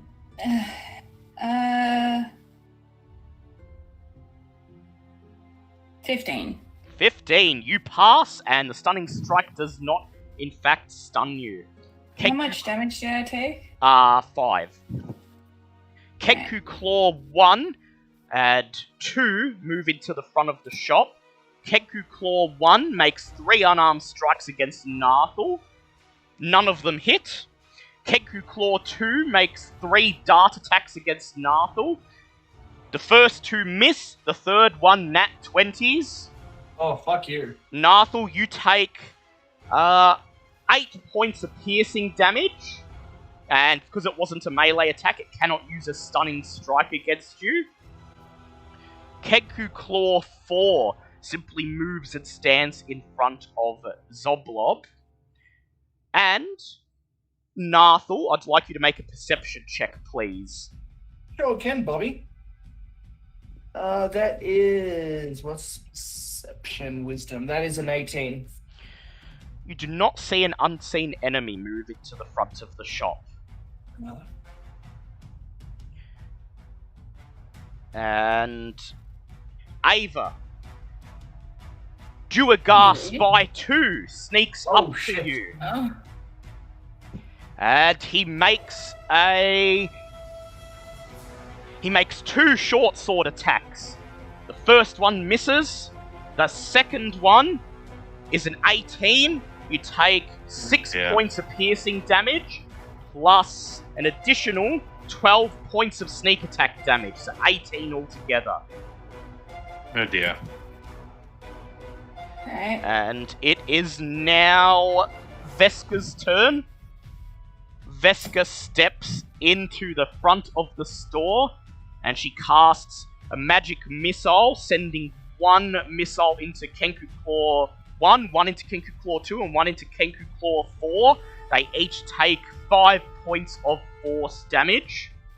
Bulb, it is your turn. Make a death save. Oh, fuck, that was so close Yeah. to a nat 1. That's a 4. That's a Oh, fail dear. on your first death save. Okay, Bobbit, your turn. Oh. So how much damage did I take from the fireball before? 12 you took. Okay. Yep. Not 12. Yep. Okay. So Bulb is still down. Yep. I'm back to this crap from last week again, because I can bring it back, but I have. I Are think, you sure? yeah, I think I'll be okay. Alright, well in that case, Bobbit will move into the store just behind where the counter is. Yep. Just very slowly and deliberately, and as a bonus action, we'll cast Tooth Tentacle just to add to the lovely visage of just blood red eyes, and massive scowl, and now just these lovely tentacles creeping out from her back as well, just to add to the fun. And since that was a bonus action, I can now use my actual attack to hit these 2 Kenku claws that are in front of us. Yep, with your in front of tooth me. tentacles, go ahead and roll. Yep. So I'll do 2 on. So I'll do 2 on number 1 and 1 on number 2. Yep, That go makes ahead any and roll. sense. Okay, so Hey, if Bulb dies, we could get a resurrection, not a resurrection, a reincarnation through the Emerald Enclave, possibly. Yes, we could. 23. It would be That's interesting. 23 and a 25. They both. And one more. Yep. And then a 22 as well to hit. So Yep, clearly all Bobbit and 3 of Jet those was hit. all Yeah, Eve. clearly Bobbit's in a rage right now. Should have well, walked class that's- into Barbarian. I was going to say that's 13 to number 2, and that's 8 to number 1. Oh, other 8. way around. 8 8 to number 2, 13 and 8. 13 to number 1. Yeah. Your tentacles snake over the counter and strike both the Kenku claws. Bobbit, at the end of your turn, I'd like you to make a perception check, please. That's going to be a perception, you said. Yep. I don't think I have anything perception, but we'll check nonetheless. I got a 17 of perception. Unfortunately, you do not notice That's a it, hidden yeah. enemy. Nathul, your turn. First action. Yep. Spirit stuff. Spooder staff, here it comes. Where would you like the let's- spiders to appear? Ready for numbers. Spirit here. Yep, put them there. And 2 spiriters here. Yep. So 1 spooder there, and 2 spooders right here. Good choice. Alright, that was your Spooder bonus action. face. I will cast Lay on Hands on myself. Lay on hands on yourself. Would you like to use your entire pool? That'll be 20 HP if you use your entire pool. No, I don't. Okay, no, I'll use 15. 15, okay, yep, so you use 15, leaving 5 over.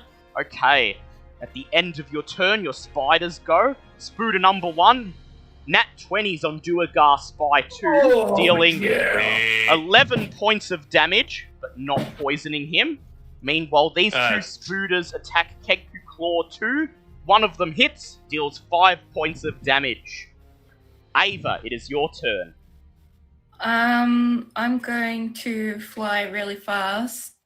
Yep. Out of the building. Okay, using your bonus action to disengage, you fly out of the window. I don't think I even need to do that. Yeah, you just fly Yeah. straight out of the building. Pick up. Mm-hmm. And no one gets to hit me. Yep. Ha-ha. Also good. Do you have a ranged And, attack you could strike back with? I'm a bit. Bit hurt. Bit hurt. I'm going to use my action to cast Cure Wounds. On yourself, lovely. Okay. Yeah, what do I use for that again? So A that- D8 plus your spellcasting modifier. Yep, so D8 plus spellcasting. wisdom mod. Modifier, I'm gonna- it's not the actual attack bonus. Yeah. It is now the Wait a enemy's. Yep, sorry. Modifier? Yeah, so- Wisdom. Yeah. Alright, so that was only 7. And I'll use a healing potion. For my bonus action. Okay, it is the enemy's turn. Zoblob casts Slow on Bobbit. Bobbit, make a wisdom save, please. Wisdom, you say. Yep. How's a 16 sound? 16. And the slow does not work on you. Bobbit physically shrugs it off while continuing to just stare dead at his face. So then, a 10-year-old would be so fucking terrifying. This is fun. he just stands there just staring at you, his eyes wide with horror. Kenku Claw 1 makes 3 attacks against Narthal. Only one of them hits, and that's because it's a nat 20. So Narthal, you are taking... let us see. 8 points of bludgeoning damage, and you must make a con save, as it uses its stunning strike on you. That is a con save, you said? Yep. So that is a 22. So you are not stunned. Kenku Claw 2 makes 2 unarmed strikes at one of the spooders. Hits with 1. Doesn't do enough damage to kill the spooder. Then uses its last unarmed strike on a spooder. Hits it and kills it, leaving 1 spooder in that pile. No, Angus Jr. Bobbit, you did not see Duergar Spy 1, who has snuck up to you. And he makes a multi-attack with his short sword against you. Actually, first, he uses a bonus action to enlarge himself, suddenly growing bigger than any dwarf you've seen, filling the front of the store, and then forgoes the ability to make 2 short sword attacks to just make 1 instead. And that is an 18. God damn it. So you take 7 points of piercing damage, plus an additional 7 points from sneak attacks. So 14 points damage altogether. That's bad. Kenku Claw 3 spreads its wings and flies out after Ava. Oh, go away. Wait, Kenkus can't fly. They can't? I thought they could. Well, very well then. Kenku's a curse not to fly. Well, then it just stands here and attempts to throw 3 darts at Ava with disadvantage. Misses all 3 of them because she's flying. Meanwhile, Duergar Spy 2 uses an action to hide and then moves somewhere. Okay, it is now Ava's turn. Ava's gonna fly over to the front of the building where Bulb is. Yep. Very well. Using all your movement, you fly over to where Bulb is. I'm gonna stabilize Bulb. Yep. If you want, you can take one of my health potions off my body and feed it to him. Okay, I'm gonna do that. Alright, you rifle through Bulb's bag, grab a healing potion, uncork it, and pour it into his mouth. That's 2d4 plus 4? Yep. Oh, it's a +4. Yeah. Oh no, 2d4 plus 2 for a basic one. Oh, sorry, yeah. plus 2. Yep. So that's 7 health. That's 7 health. Bulb's back good. on his feet. Better than a kick in the pants. And Ava, you still have a normal action. That was a bonus action to do that. Alright. Fire an arrow to the shore. Do you have arrows? Fire arrows through shore. I have arrows of Whomping? You do have arrows of Whomping, which will knock an enemy prone, which is good. I will shoot that thing at Bobbit. Duergar Spy 1. Go ahead, roll to hit him. The Duergar. Basically, they're the drow of dwarves. Yes. 16. 16. That's a hit. Roll for damage. What's the damage for? For your bow, should be 1d8 Oh wait, plus I've your got dex it, yeah.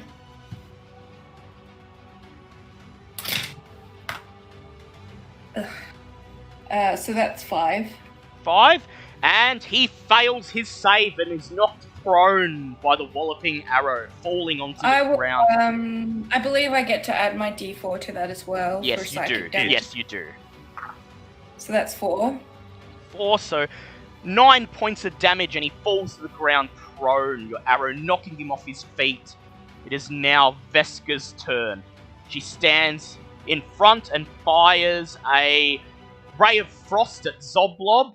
As a reaction, he casts Absorb Elements and only takes 2 points of damage from her ray of frost. God damn it. It is Bulb's turn. Bulb casts Healing Spirit right here. Ah, I will put Sned there to represent. And that is 1d6 that I get to roll initially. And then everybody... Yep. I roll it for the first one, and then Yep. on your turn, you roll your own. Works for me. And that was 5 health. 5 for health. everybody. So Narthel, Bobbit, Veska, Ava, Bulb get 5 health each. Lovely. Would you like to move anywhere, Bulb?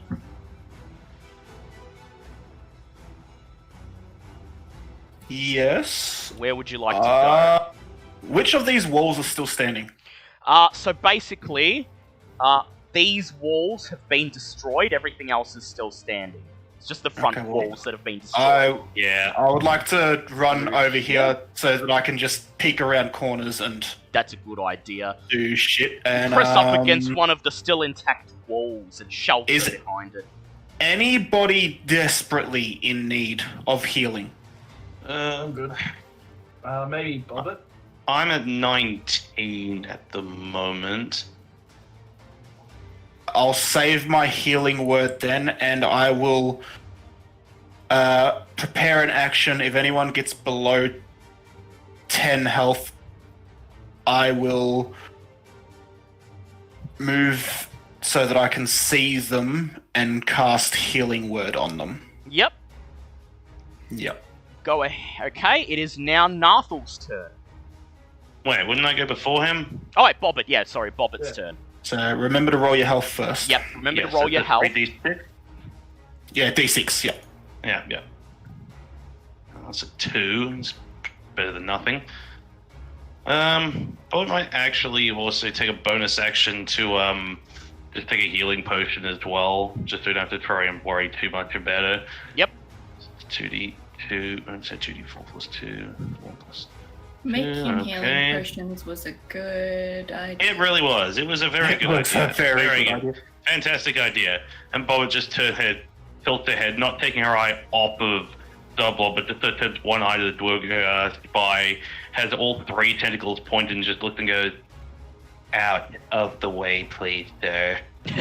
Alright, Oh, roll with A advantage to 16. hit. Oh, I was going to say, okay, well now I got to do this 6 times because they have all 3 going at him. Because he's prone. He's prone. Oh yeah, that's right. Well, first one's a 24. That's a hit. Second one is a 19. That's a hit. And the third is a nat 20. That's a hit. Go ahead and roll your damage. Okay. So obviously only one gets the Double. Yep. 10. So it's going to be 22 points of piercing damage as these things just fly straight at him, looking to try and skewer him. The Duergar spy opens his mouth and you hear him say, "By Moradin's hammer!" as the tentacles rip his face off his skull. I was going to say, if the things have pierced him, could I just throw the body out through the Oh front yeah, of his that's skull? all. Yeah, you just pick up his Oh, face. actually, no, better yet. No, better yet. I want to throw them towards where Zoblob is. Yeah. So, Okay. no damage, obviously, Yeah, but yeah, just hurl it lob into the towards back his room, feet. and you hear Zoblob just call out, "Ah!" And then the 2 Kenku claws in there go, "Ah, it's a stormy night for sailing, Captain!" Yeah, I think we all know it. Grow up. It is Narthel's. All these Kenku have been sourced from the dock wards, so I assume most of them were sailors. It is Narthel's turn. Something in mind, but I forgot I already used Challenge Divinity twice. You did, but Yeah. So I will just ask them a nice question. Oh, first I need to roll my T6. yep, D6 for your health. Nice. Hey, look who's back at full. Fuck you.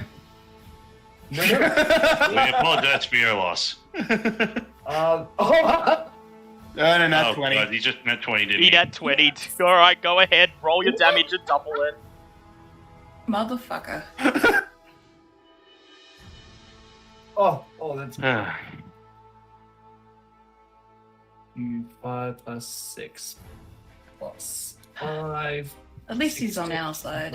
16. that is true. That is Probably said the 32 same. damage. Ooh. Jesus. Kenku Claw shouts, "Ah, that's a hull breach!" as you slam your axe into his body. And that was a cleave. You may go again. That was Oh, that dear was God. a sexy cleave. Yes. Dear And God. that is a non-nat 20. That's a hit. Roll for damage. Are you sure? Um, Oh, this is a good day. that is 16. 16. He opens his mouth and he shouts, "Ah, I don't have enough wood, Captain!" as you chop off his head.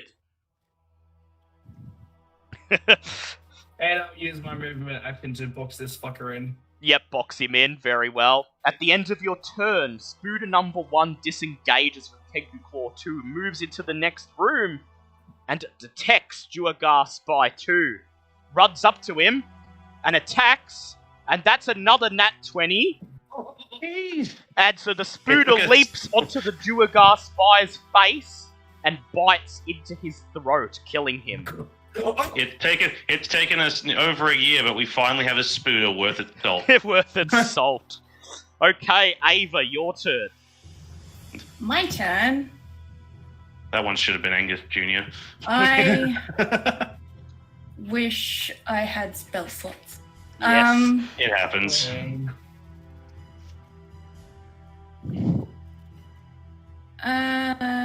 What do I find? I will go, and I guess I'm gonna shoot that Kenku that's Alright. in front of Liam. That's a good idea. Okay, roll to hit that Kenku Claw.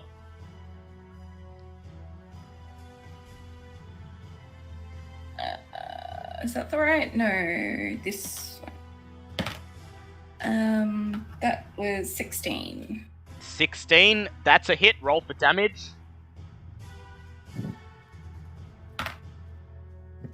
Oh, that is the wrong dice.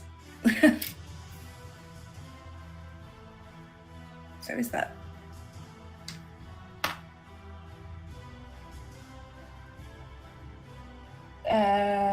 That is 7. 7, yep, plus your D4. Yeah. And Which is 3. he fails his save and falls prone, knocked to the ground by the walloping arrow.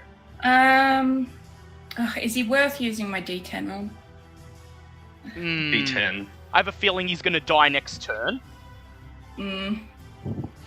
I'll save it. Alright. It is the enemy's turn.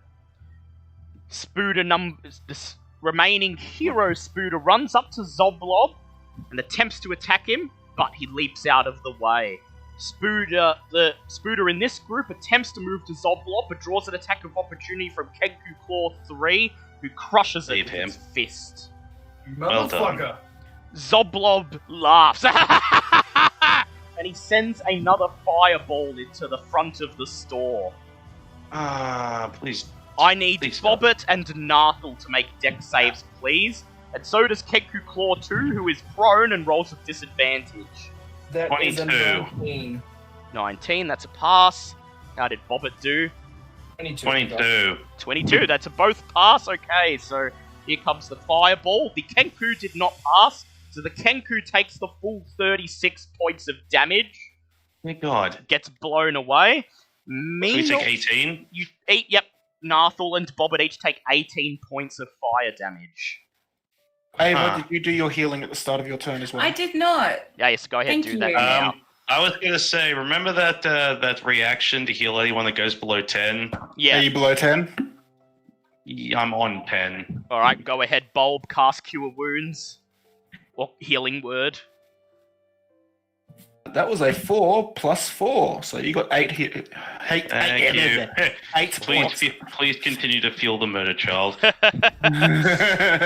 It is Veska's turn. She steps up next to Bobbit and fires a ray of frost at Zoblob. She nat 20s. He takes Ooh. 16 points of damage.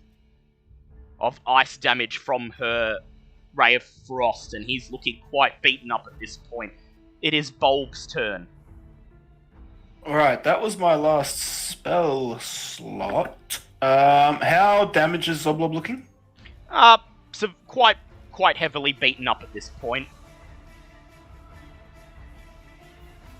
So this music has been on point today. It has. If I'm here, that's over 10 feet away. Over here, I'm in direct line of sight. Motherfucker. I'm gonna take my healing first, actually, while I think about Yes, this. go ahead, take your Dude. healing. That was 4 HP. Fuck me dead. I'm gonna take a risky action and 5, 10, 15, 20, 25, 30. Do I have 30 or 35? I only have 30. Damn it.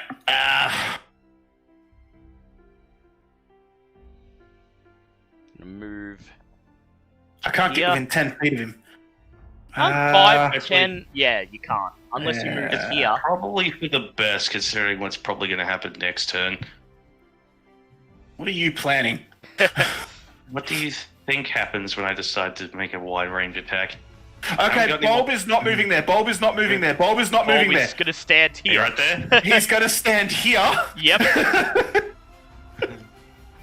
And just produce flame and throw it at At Zoblob. Kenku. Zoblob, yeah. You think, May as well you, throw think it you, at go to, you think you go to move, and also you just look at Bob and go, you know what? No, Zoblob. I'm good. Roll to hit Zoblob. That is a 22. He Please don't kill casts shield as a reaction and blocks your produce flame. You Oh, motherfucker. You Good. Keep burning mother- those spell block, old man. It is Yeah, that's me, actually. That's all my- Bobbit's turn. Good. Take your Okay. healing, Bobbit. I will take my Ned. d6 of healing. Thank God. It's only 2. Again, better than nothing, but still would be nice if we go a little bit more. Bobbit would like to move up pretty much about. Yeah, about. Yeah, we'll go here. Yep. Alright, Let's move go your here. Go ahead. Here Yeah. we go. Pretty much raises both their hands directly to the face of Zoblob in an exceedingly quiet voice while looking directly at him. All you hear is near 1 3 and cast Burning Hands at second level, and it is that deep of a voice when she Yep. casts it, And by the it way. will hit Kenku Claw as well, so they're both going to roll for dex. Yeah, so it should on- hit Kenku. The direction I'm aiming on hitting it was the pointery thing. It should Yeah. be aiming like in that direction, so it should get all 3, Yeah.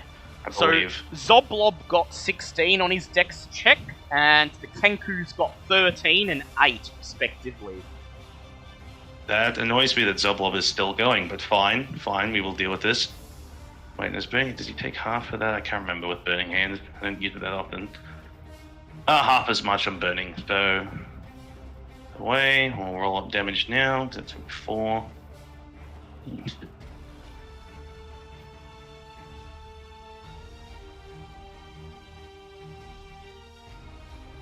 That's going to be 18 points of fire damage to the Kenkus and 9 for Zoblob. Yep, so both the Kenkus go down. Zoblob falls to his feet and he struggles to remain standing, looking at you with a mixture of hatred and terror. It is Nathal's turn. Please don't kill. If you go to try and attack him, please go for non-lethal. If that's okay. Yep, Mr. Axie! go ahead. That Roll is to a hit. 21. 21, he feebly raises a hand and Is a this reaction casts- non-lethal? Oh no, if this is a kill shot of... Wait, Yeah. let me know, is this a kill shot? It would be Right. if you hit him, but he feebly raises his hand and uses his last level 1 spell slot to cast shield as a reaction, and your axe just bounces off the magical barrier. Wait, Oh, fuck you. it's okay. He's saving himself for Bobbit. It is now Ava's turn. I shoot. Shoot Zoblob. Yes. Alright, go ahead, roll to hit him. Try to knock prone.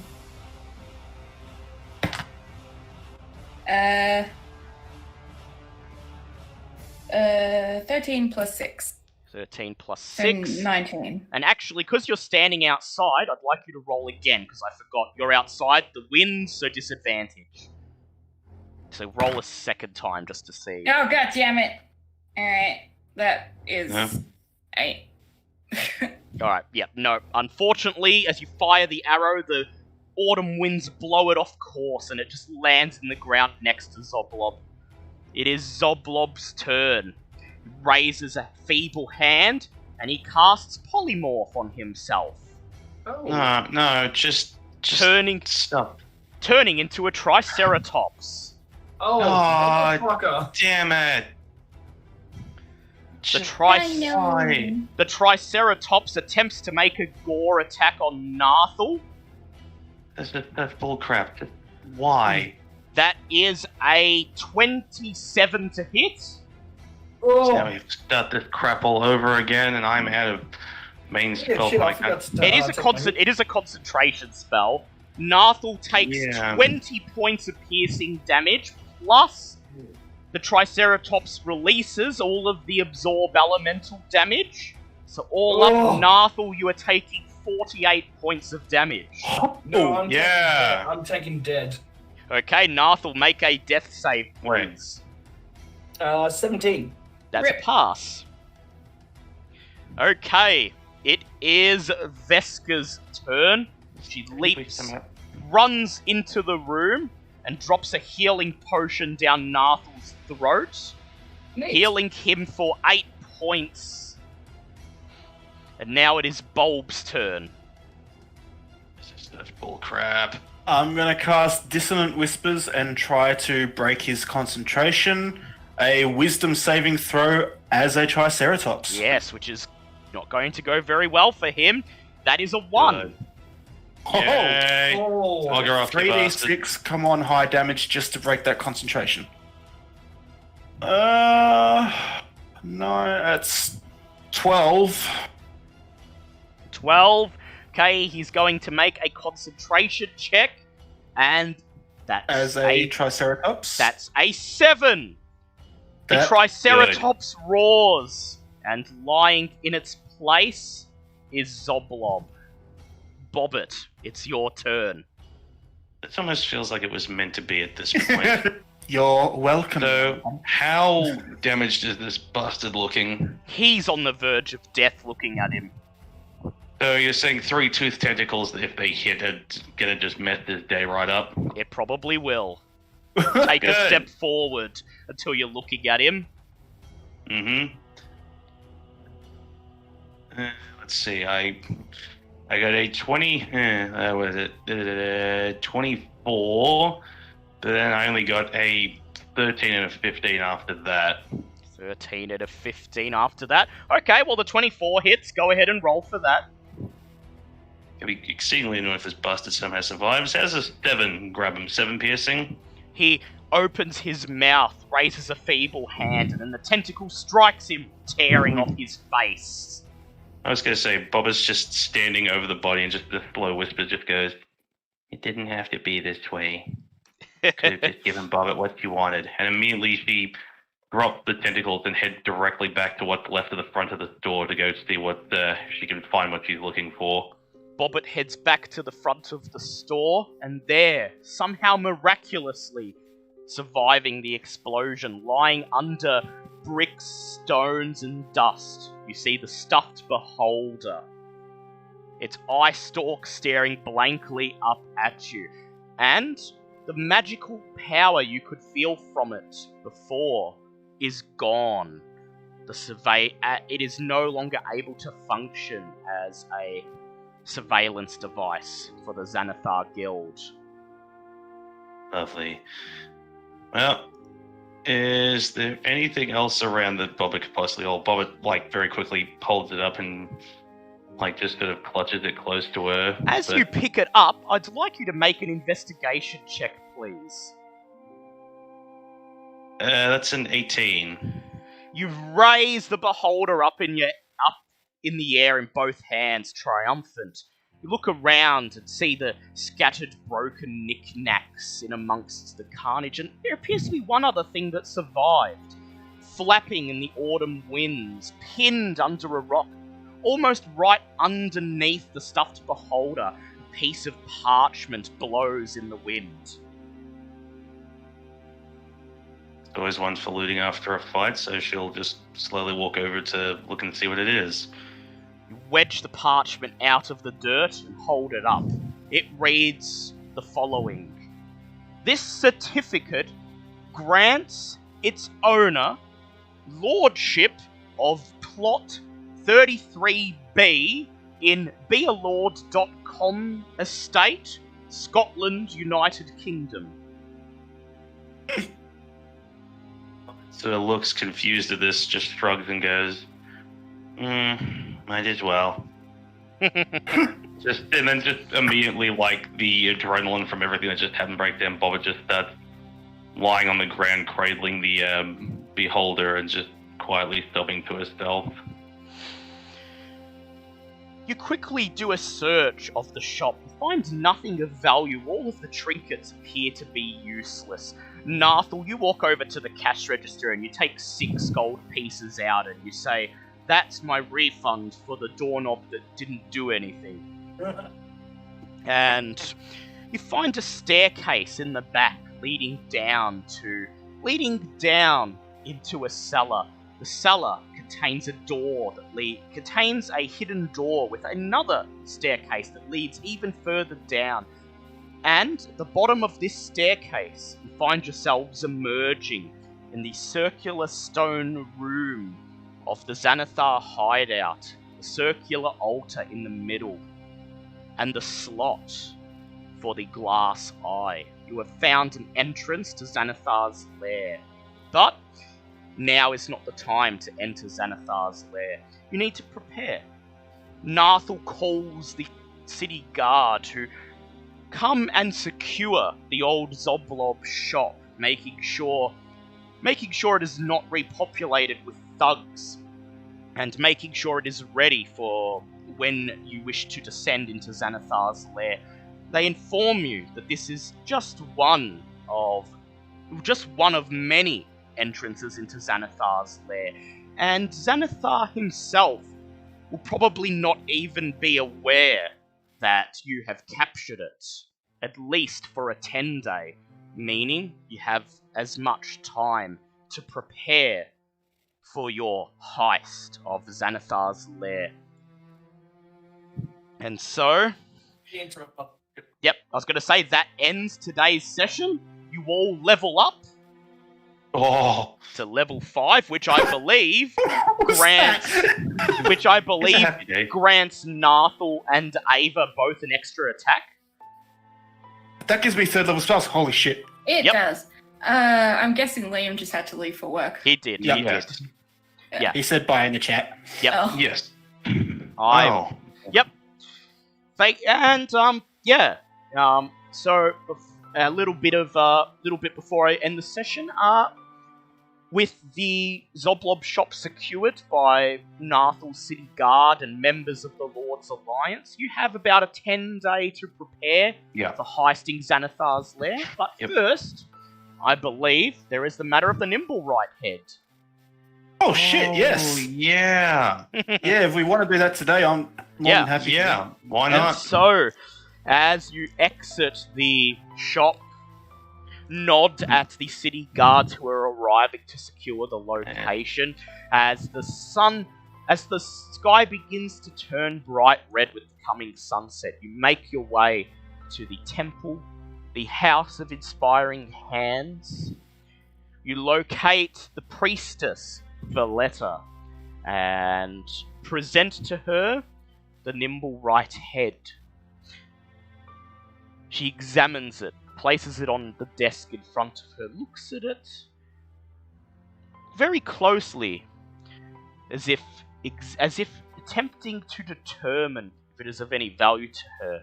And then she smiles and she says, yes, this could be used again. Another Nimblewright, perhaps. Did the Nimblewright itself give you any problems? No, it definitely didn't. She says, very well. We accept. And, outside of the bargain, she reaches into the desk and places a leather pouch in front of her. You'll find in there 200 gold pieces for each of you. She says, Nice. and she raises her hand, snaps a finger, and you see a magical beam emerge from her hand, quickly shooting out of the room through a window. She says, the people who are holding Nim will have received word to release him. You will find him waiting for you in Trollskull Manor. She says, I'm still not sure why you have taken upon yourselves to take in such a piece of machinery, but I hope he serves you well. Gained sentience. That's something worth studying at the very least, if not for the want of giving everything with sentience a chance to live. She brushes her hand. She says, bah! Sentience requires a brain that a construct does not have. But, very well, henceforth, as of today, the Nimblewright known as Nim is no longer property of the House of Inspiring Hands, and its ownership passes to Bulb Eyesore of the Emerald Enclave. She reaches I bow and say thank you. She reaches into the desk and withdraws a scroll of parchment. She says, the necessary details, your deed of ownership and maintenance instructions on how to reprogram Nim if it is necessary, and how to discipline the Nimblewright if it does not perform its duties. She offers you the scroll. I take the scroll and hold out the Nimblewright rod that she gave us to deal with the other Nimble rod and go, thank you for the use of this. Would you like it back? She snatches it from you, and then she smiles and says, thank you, it is quite intact. I appreciate it. And as you stow the scroll away, you see the words written at the very top of the lead sheet of paper. Nimblewright Owner's Manual, Maintenance and Configuration. She smiles, crosses her arms, and she says, very well, there is one more matter to attend to. I would promise that the temple would provide one contraption to aid you in your quest. She gestures around the room, showing you several of the contraptions that she has constructed. She says, you have a choice between the folding boat, the flying machine, the helmet of awakening, or the backpack of slow falling. I was just standing directly in front of the flying contraption at this point. Ava and Bulb, what do you think? Bulb walks off because he has no say in this, as he gave up all other rewards to get the Nimblewright. Yes, that is true. I feel like Bobbit deserves a reward. Yep, so Ava just simply nods at the flying machine, and you see Bobbit begin to smile with glee, the smile taking up her entire face. This actually looks like the first time today that she's actually genuinely smiled. And so Valletta nods and says, so be it. The flying machine belongs to you. The flying machine is now yours. Bobbit, you may disassemble it for parts if you wish. Otherwise, it will enable one person of medium size or smaller, one use of the flight spell per day. Okay. Yes. Lovely, lovely. Provided they are inside the flying machine. The Wait, so spell may be ended prematurely if the machine takes any damage while you are riding in it. So, is it a flying machine or is it just like a It's a- jetpack sort of deal? Right? She calls it a flying machine, but what it is it's a large barrel with propellers sticking out of it. So you climb inside it, and it will airlift you. It will grant you one use of the flight spell. So not once per day, it will grant you one use of the flight spell, and then must be repaired, reconfigured after that use with a Tinker Tools check. Mm-hmm.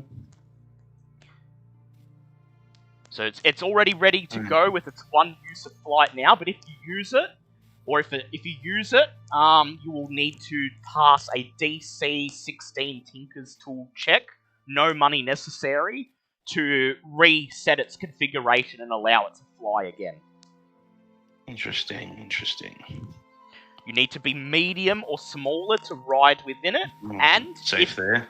And if you, and by extension the machine, take any damage while the spell is in progress, there is a chance that it will just stop working and need to be repaired. Mm-hmm. Interesting. And so with that, as you have a 10-day before the next session, we'll go through all the preparation next session, we may do an income check. And with Nim, the Nimble Right, waiting for you in Trollskull Manor, who seems eager, who seems thankful to finally be under the ownership of someone other than the Temple of Gond, quickly acclimatizes to his duties and only requires Bulb showing him once or twice what to do. His training, as it were, is over within 20 minutes, and he is able to assist you for the coming 10 days in operating the tavern. Who would like to roll the D20? I feel Kitty never rolls, so maybe Kitty would like to. D20? I think D100. Bulb. Oh yeah, D100, Not Bulb. sorry. Bobbit. Alright, Bobbit, go ahead so and I'm gonna roll the Yeah. D100, and you get plus 10 to it, because you get plus 5 from Sarge, the mascot, and another plus 5 from Nim the Nimble Right, making business much more efficient. Okay.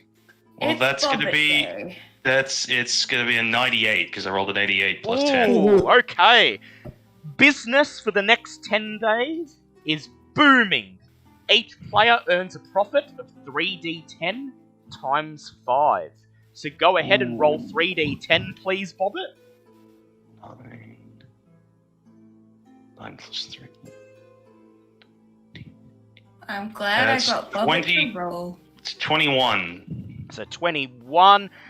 So that will be, for each of you, 105 gold. Cool. Which is definitely better than nothing. Yeah. And I just want to confirm that Bulb didn't get the reward money, did he? From No. Only, No, yes. I just wanted to confirm that. that's only Ava, Bobbit, and Nathal got it. Yeah. But you did get 105 GP Yes. as income from Trollskull Manor here, as Nim proved to... evidently, Nim proved to be a very valuable addition to the staff, so... Alright, I gotta run. I hope you Yep. all enjoyed I my hope... my effort today. That was Yep. that was Oh, and some was planned, and as far as Dale goes, and some was not planned. That was amazing. Thank you so much. before you go, I just want to say that because I'm doing Adventurers League now, the standard time slot for Adventurers League is 4 hours, so I do just want to open you guys all to the possibility that we may go to 6:30 in most sessions moving on. I can live with that. That's Very fine. well. So with that, Alright, well, see you later. see you later, Yeah, M2. See ya. And M2. for everyone Bye. else, we appreciate you coming today. We hope you enjoyed today's adventure. We hope you tune in next week as the party infiltrate the lair of the Xanathar. And of course, tomorrow night for the next episode in our Delta Green campaign. Be sure to check out our website at dungeonsanddagonspodcast.com or our Patreon. Links are in the description if you'd like to support us. And feel free to follow us. Feel free to join our Discord if you'd like to chat with us. Again, links and everything are on our Patreon and our website. All of our past sessions may be seen on YouTube, Spotify, or your favourite podcast platform. And with that, we hope if you buy a pot of grog, make sure you don't put a bead of fireballs in it and hurl it through a shop window. Until next time, goodbye everyone. Goodbye, everyone.